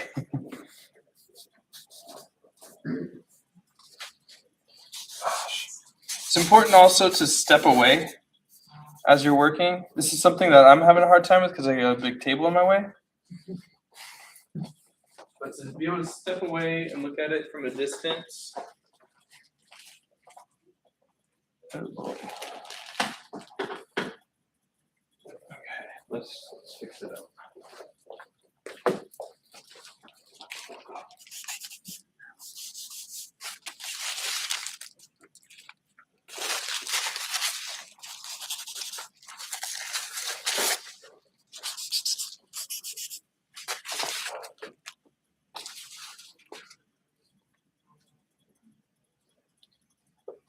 So there's this nose here, pretty skinny, doesn't change too much, just get kind of wider towards the bottom. It's got like a bulb towards the bottom.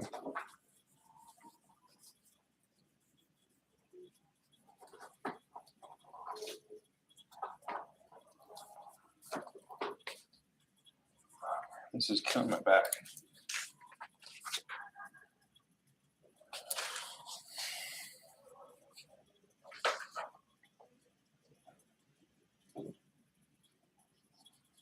Okay, there's a big shape here. I want to fix his nose too.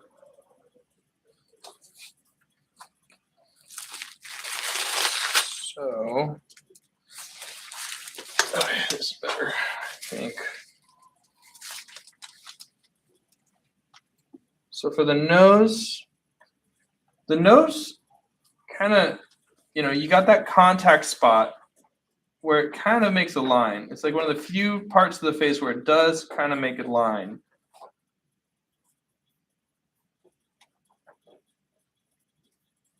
There we go.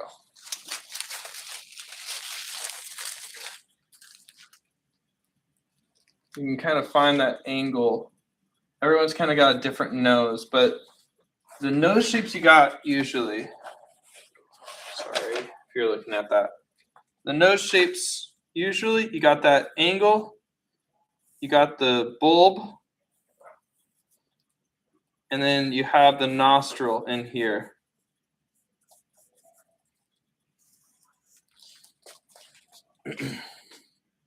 And that's kind of how a nose is kind of drawn there.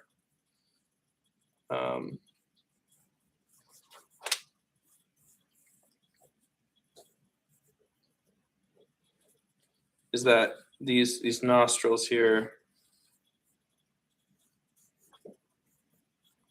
depending on the angle of the bulb. I mean, sometimes the bulb will go down and sometimes even cover up the nostrils. I mean,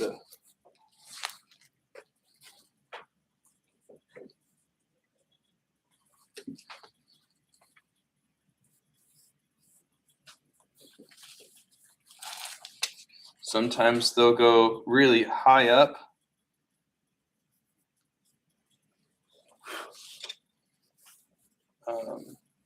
Sometimes all you'll see is just this. I mean, you see this in babies a lot, where it's just like kind of just the, you just really kind of see the,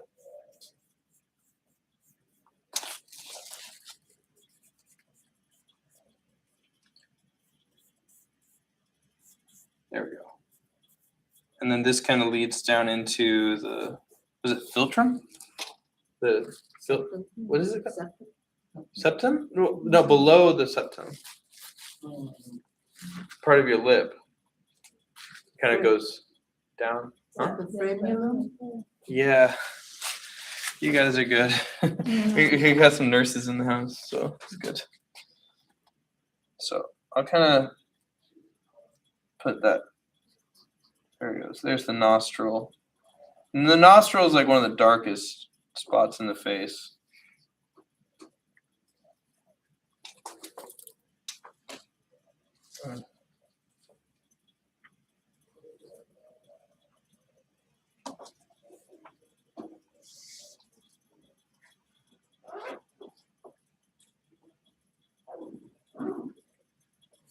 Now, in the shadow area, things can only get darker. They can't get lighter. So if anything in their shadow area, which I think maybe this lighter thing here.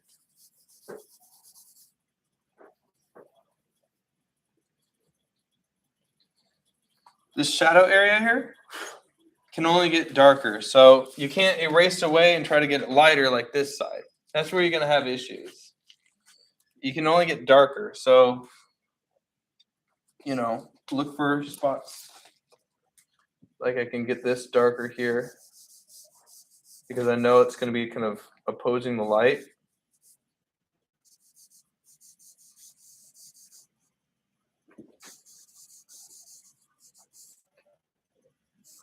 Here's dark.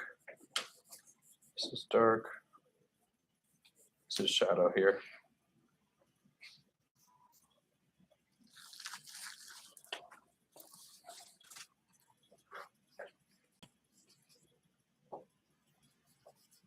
Shadow here.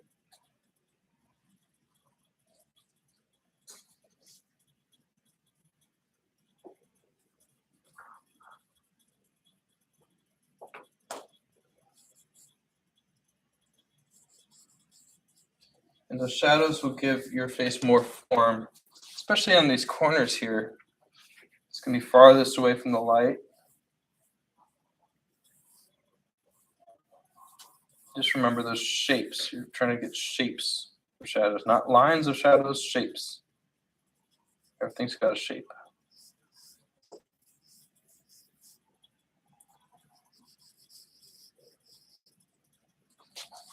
Now, I don't like where the ears are placed. It's hella wrong to me. Hella wrong. Ears, if you have that line going, the ears should be way lower. Way lower. Oh my God. What do you think? Huh? It looks like they hit the top of the eyebrow. Yeah. Yeah. Depending on the angle of the head, They can get up that high if the head is tilting down. That ear then goes up. And if the head goes up compared to the eyebrow, the ears go down.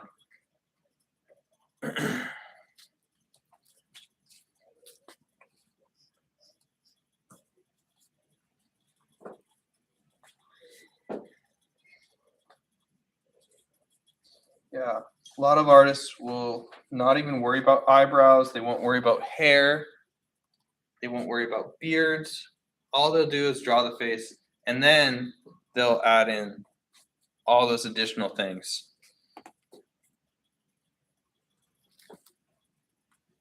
Because it's just about building.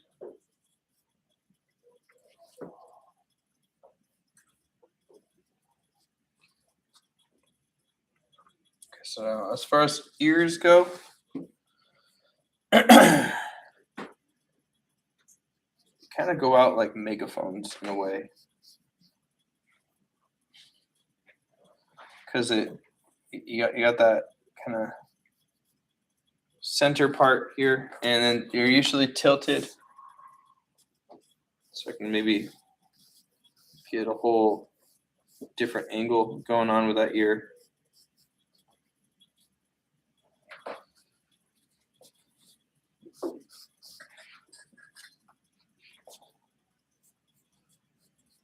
Go.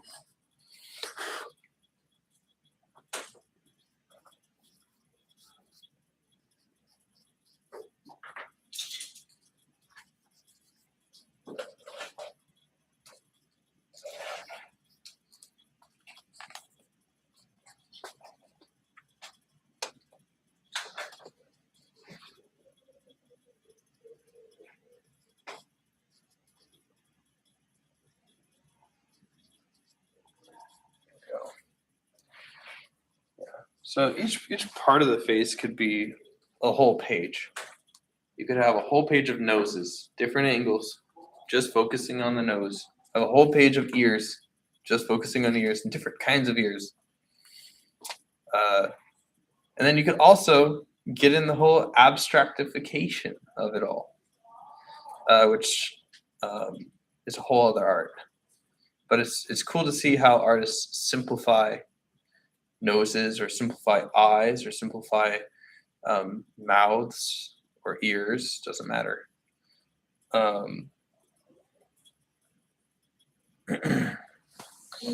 So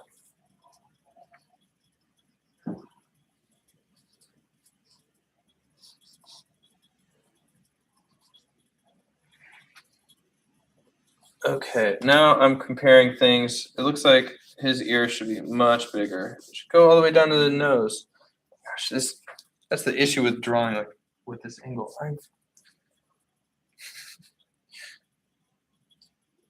Yeah, on the grid, it's in line with the bottom of the nostril. Yep. Okay, I'm gonna move this back. I'm sorry. If you need to get by, just let me know. There's no way of me looking far enough.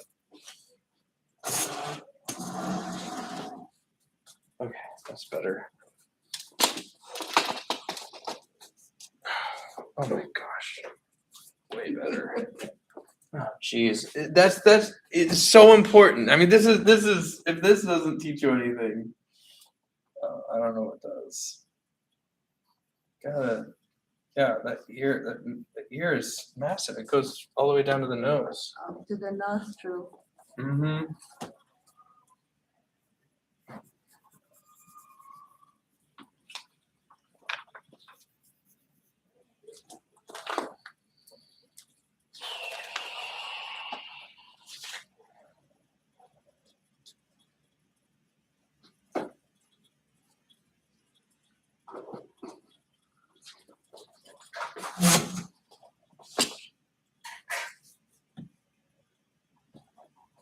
It's a bit higher than the nose.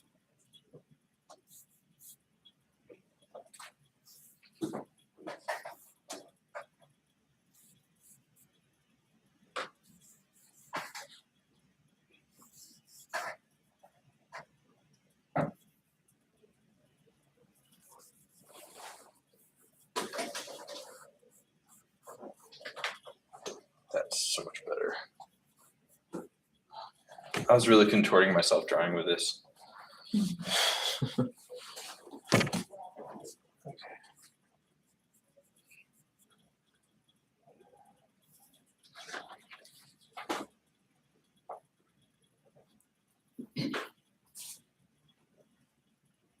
Okay.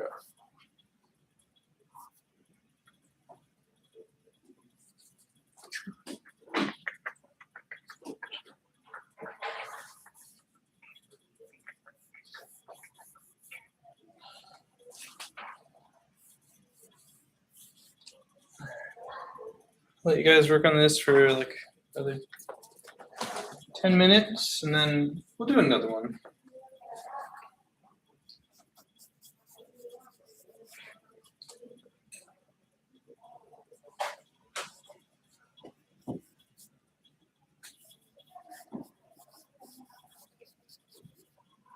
How you guys liking the charcoal? Not using, No? using a pencil. Oh, okay. Right. Oh, you're liking the pencil.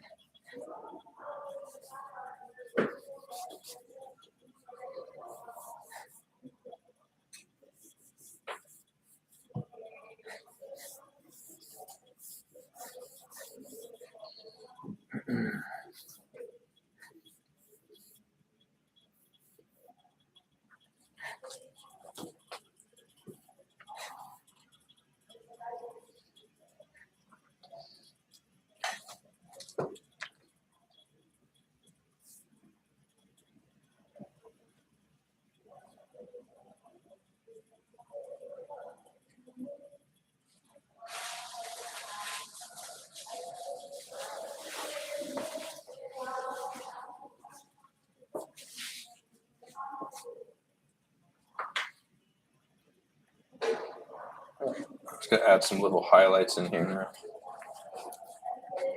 Some the eraser.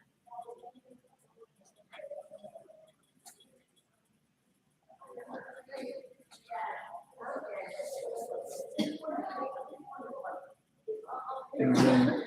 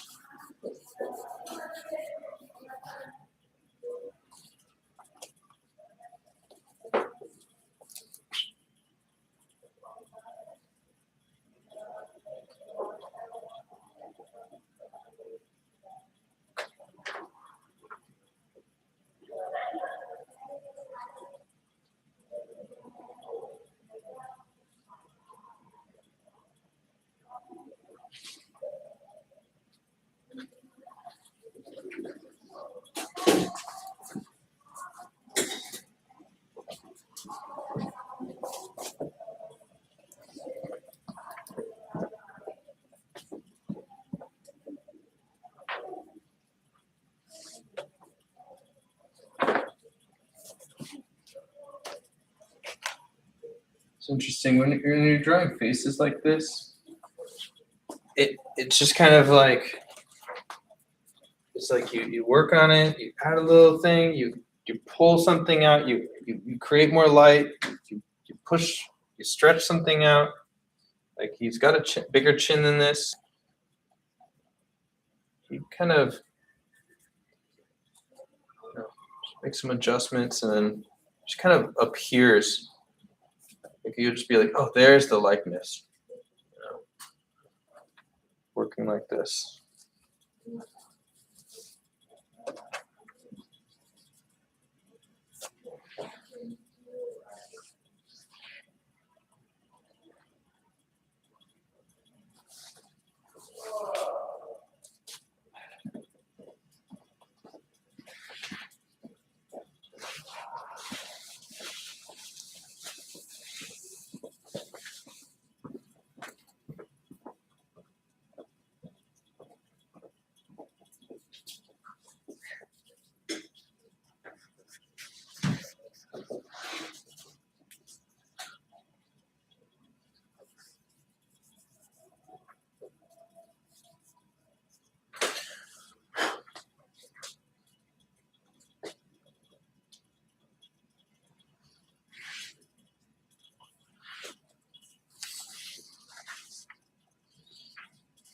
feel like his eyes are too big.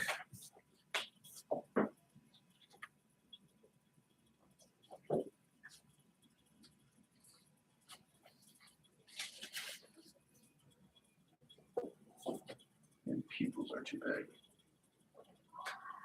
Too much to drawing cartoon.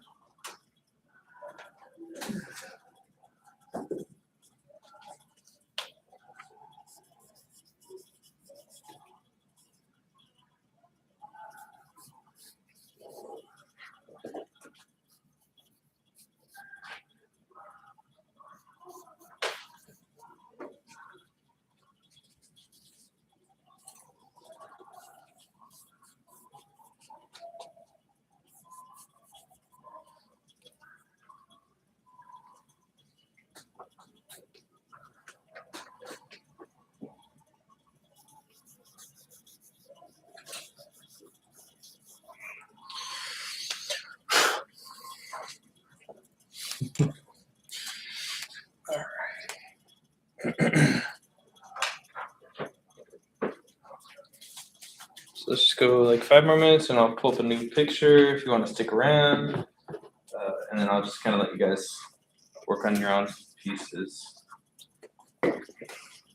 Anyone have any questions?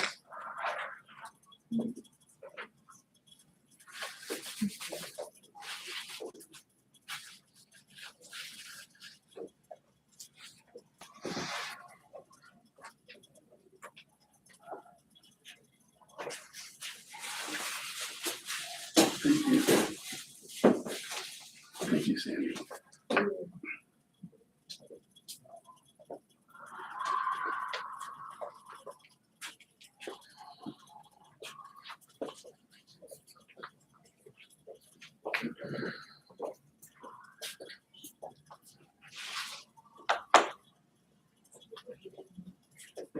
Yeah.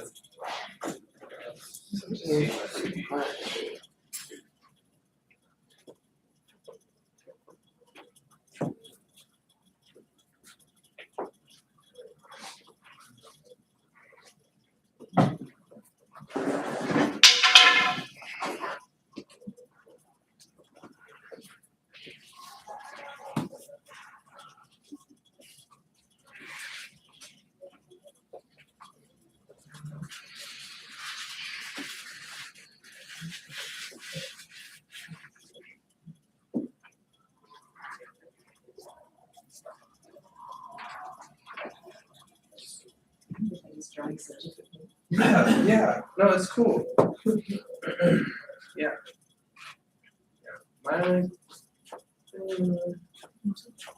I would say, make sure that you have that, you'd be looking at the shapes of the shadows, that line between shadow and, yeah. You did your lines very distinctly, Yeah. straight line, like straight line. Because there is a definite point, that's on the end. Right, yeah. Shadow that is there. Instead of a sort of a curved line. Also, the eyes should be closer to the very lower. Because we want to see that, his forehead is, yeah, it's too high on the forehead.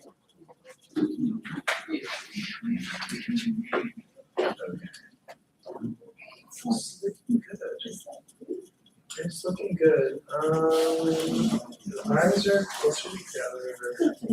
Kind of happen. The nose is looking good. The distinguishing, I think maybe a bit more shadow like over here.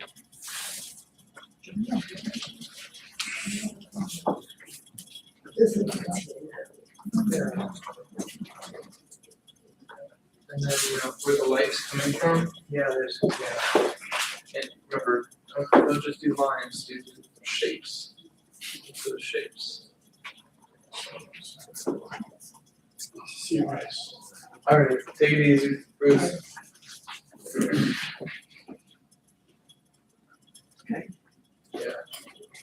More shadow here. Alrighty. Okay, let's have some fun with another one. Bye, Bruce. Bye, everyone. Have a good weekend. Take it easy. All right, we're gonna do one more. I'll have this up as well, so you guys can still work on it. But I'm gonna pull up another image at a different angle.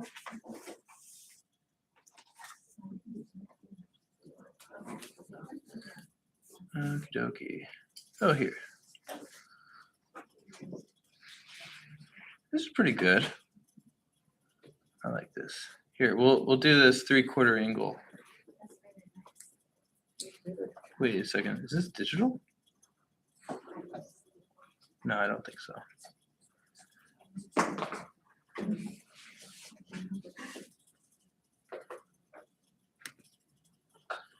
He did the first shape with the pencil.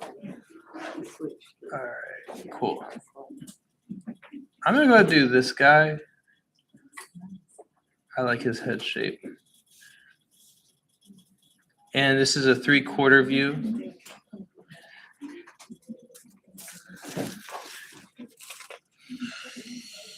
All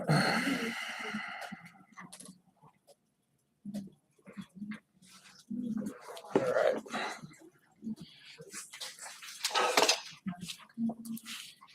This is my warm-up. Warm-up picture.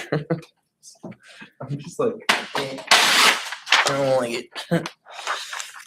Good What's that? Temperamental artists. Heavy metal artists? Temperamental temperamental. Temperamental. attitude.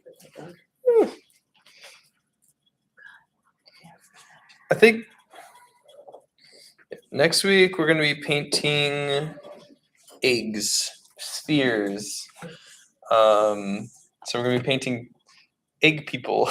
It'll be kind of funny. With the fur, with the Yeah. line, that kind of- But I think it might be fun maybe to start the class with a quick, what's it called? Charcoal drawing. And, maybe if you guys are working at home, you're struggling with the same problems, then, yeah, just don't give up, guys. Yeah. So for next week, for the painting, what type of paint are we gonna be using, watercolors, acrylics? Gouache. Yeah. But if you have acrylic, that'll work too. Yeah.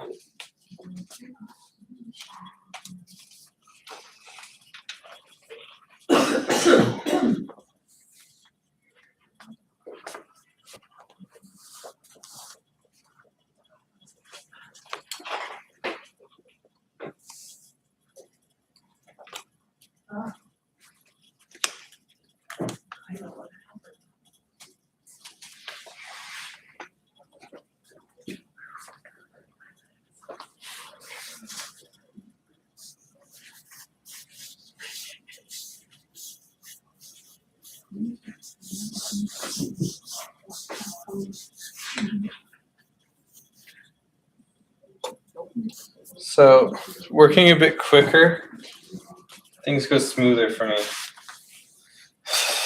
Working slow like that, things go wrong. Keeping things fast is ideal.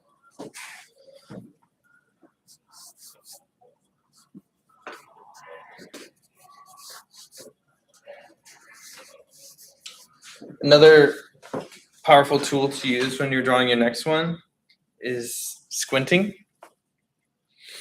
or blurring your vision or taking off your glasses, whichever one works for you. And that's going to help you kind of find the placement of your eyes. And I'd say just for me, eyeballing it is ideal. And kind of throwing in those lines.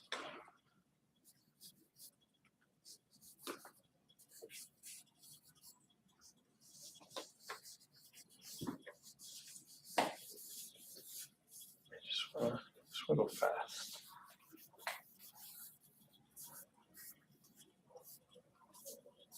Keeps it straight lines.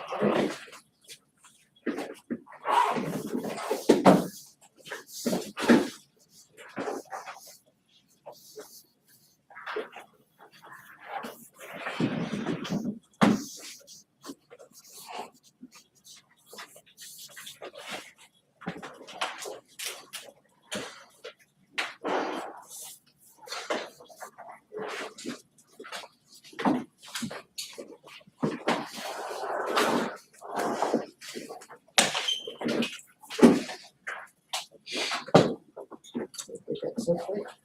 You drew without That's so talking. quick. Yeah, Didn't even take you a minute. the Boom, boom, boom. the lists. I mean, that's just what practice can do and study can do. Study is very slow and tedious and kind of a lot of looking and comparing. And then when you kind of turn it all off, it just kind of comes out more easily. So that's the power of practice. You have that practice, you get those muscles. I'll see you next week. Bye guys. Happy July 4th, by the way. I love his shirt, by the way. The Abraham Lincoln playing guitar, that's pretty sick.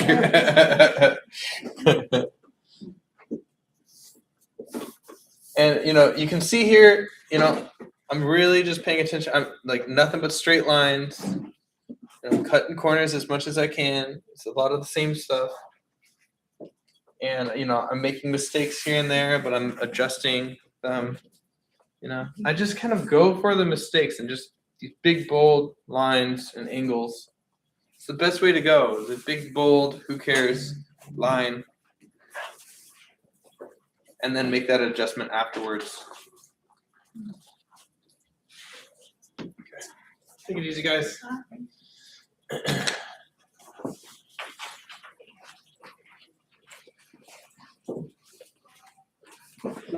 Thank you. Of course.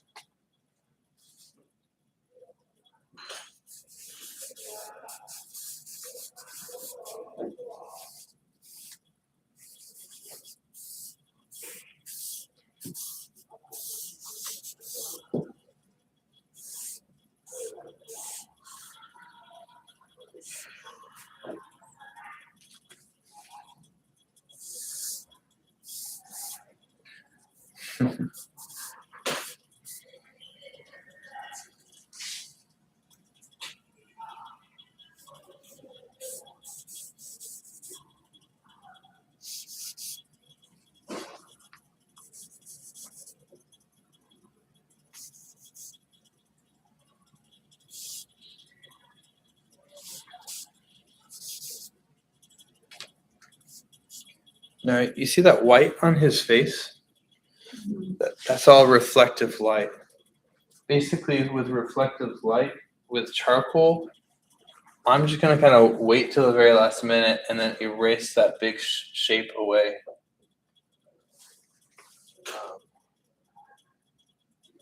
But when you're painting, that reflective light basically only is there because of whatever's lit up here. So whatever color that's going to be is what color the light source is going to be. So if he's at a club scene or something and there's pink light somewhere, that reflective light can be pure pink because it's coming straight from the source. Or if he's moonlight, it's going to be like a cyan. Or maybe, a sunset, it's going to be orange. Colors change depending on the light source.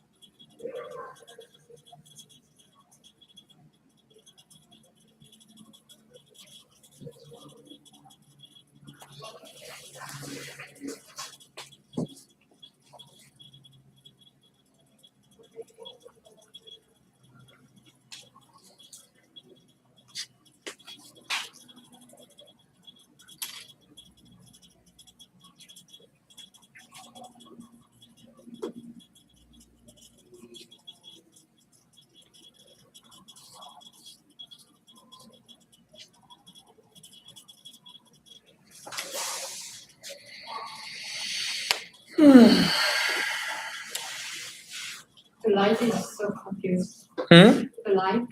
Yeah, confused. yeah, The skin color and the light. yeah.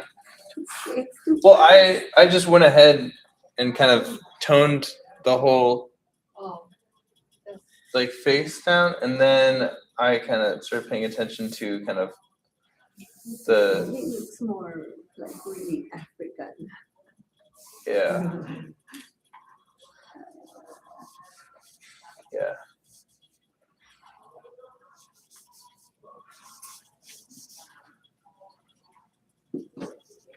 But I mean, I think doing this,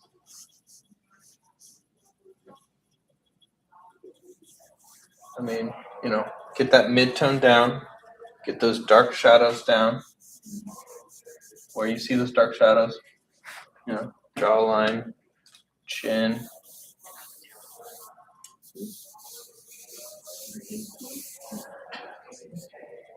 Kind of ignore those highlights in there.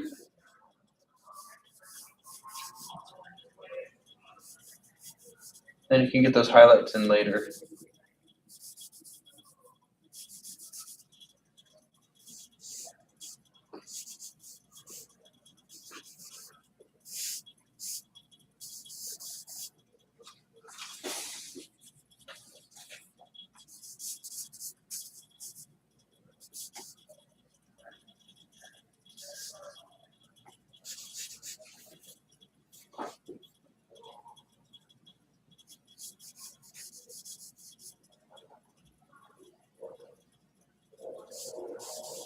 it's really diffuse lighting too. So it's got the whole thing where it's really about more of the angles.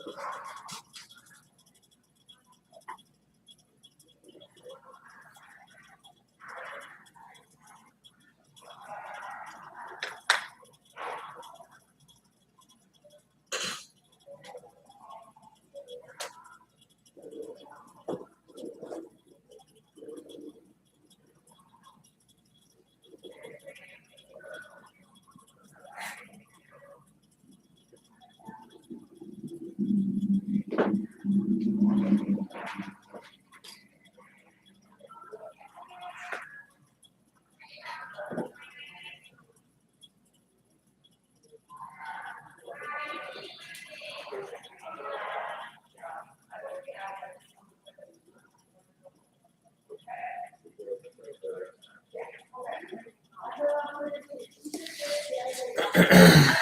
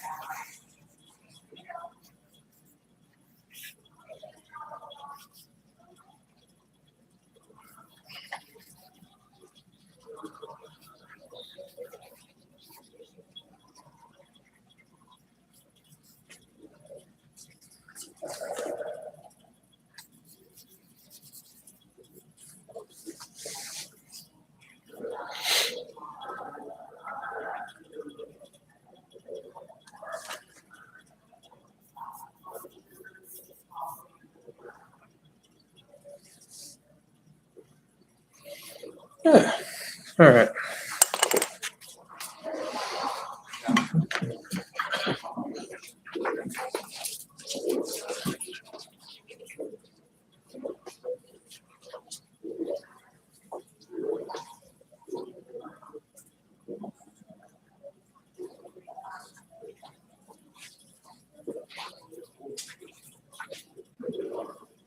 Trying to stay eyes. Oh, you still working on that? I'm trying to stay eyes. We're ready to move on. I don't, never use them. Oh, I see. I just don't know. It looks great. I think it's important to also move on and take what you've learned here and do another phase. If you stick to one phase your entire career, You made my whole lesson. yeah, whole lesson, yeah. Well, I don't know how much time we have today, but I'm seeing a lot of people working on the second one, and there's a lot of improvement. Oh, okay. So, I'll do one at home. okay, Maybe these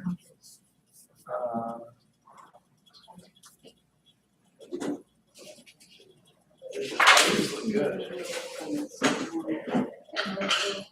the light is okay, right? Yeah.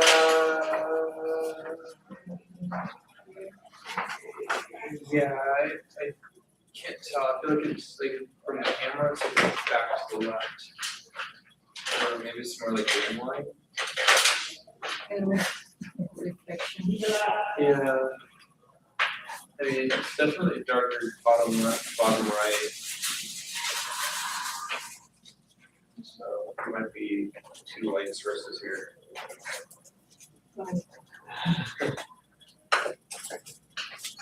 For that picture.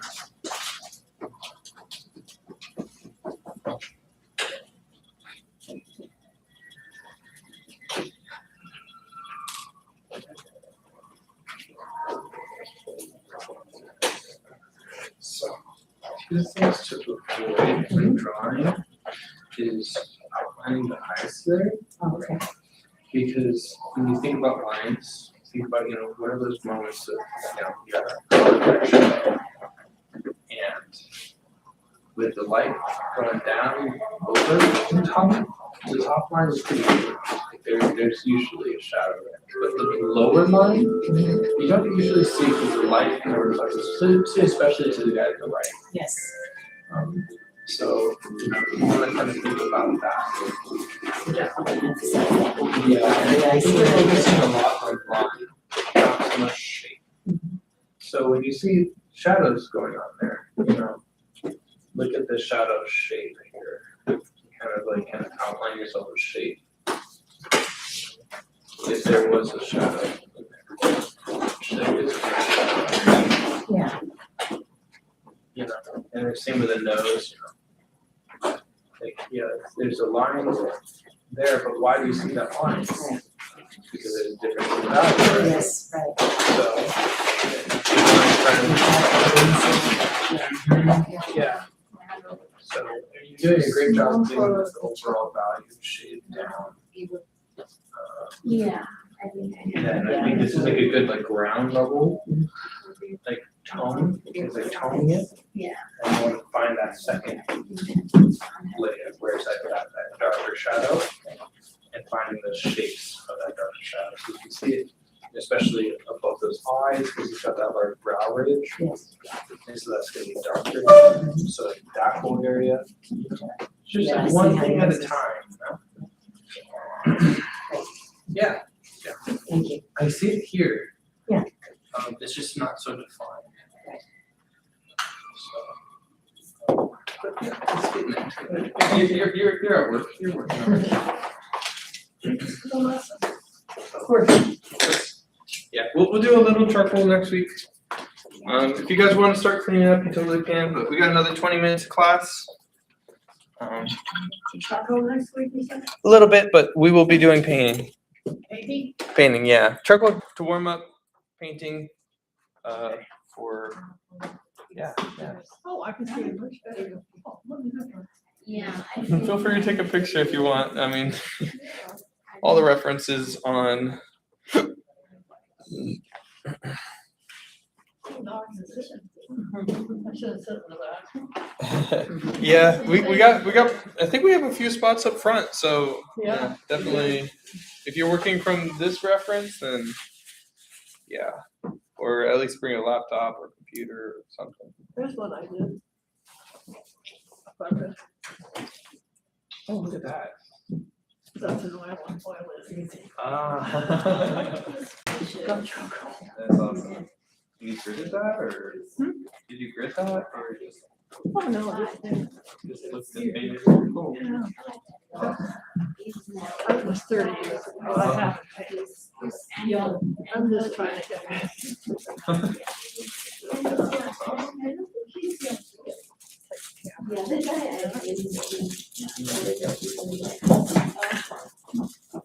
I don't like the good. Yeah, no, me neither.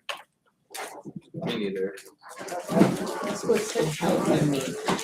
Huh? I've been using it just because that's what's been helping me Cool. start from the very beginning to start to Yeah. learn This is the to other. draw stuff. Yeah, there's no rights or wrongs in art. It's just a start. Grids work with some people like you. Grids don't work for some other people like or me. But here I am teaching it anyways. It's a different styles that everyone has. Totally. Yeah, different ways of thinking. Yeah. So I'm a very multifaceted artist, so I try to touch everybody's. Yeah, you're better. I can't, I'm not multifaceted. Yeah. I think it grows as an artist, Leonardo da Vinci, Well, you're more of an artist than I am. I just do it. Well, yeah. Bye. All right. See you next week. Yep, I'll see you next week then.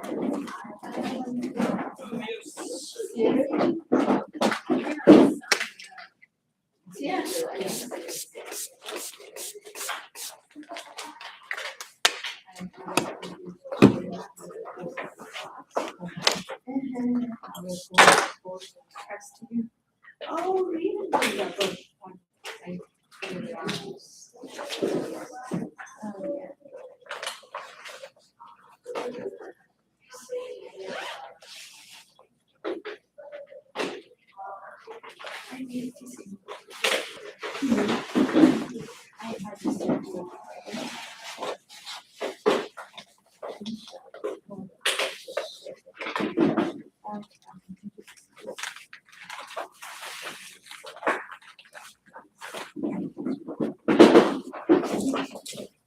Most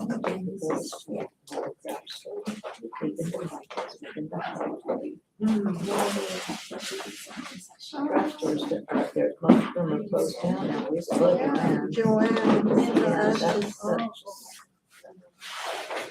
things that have beads and other stuff, not just painting.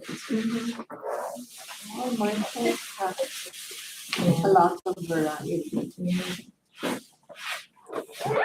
They what they made. Just told them. She wasn't doing that, I gotta see something in the trees. Just put the book, put the beads. I'm recording. People online are probably watching me text. Okay.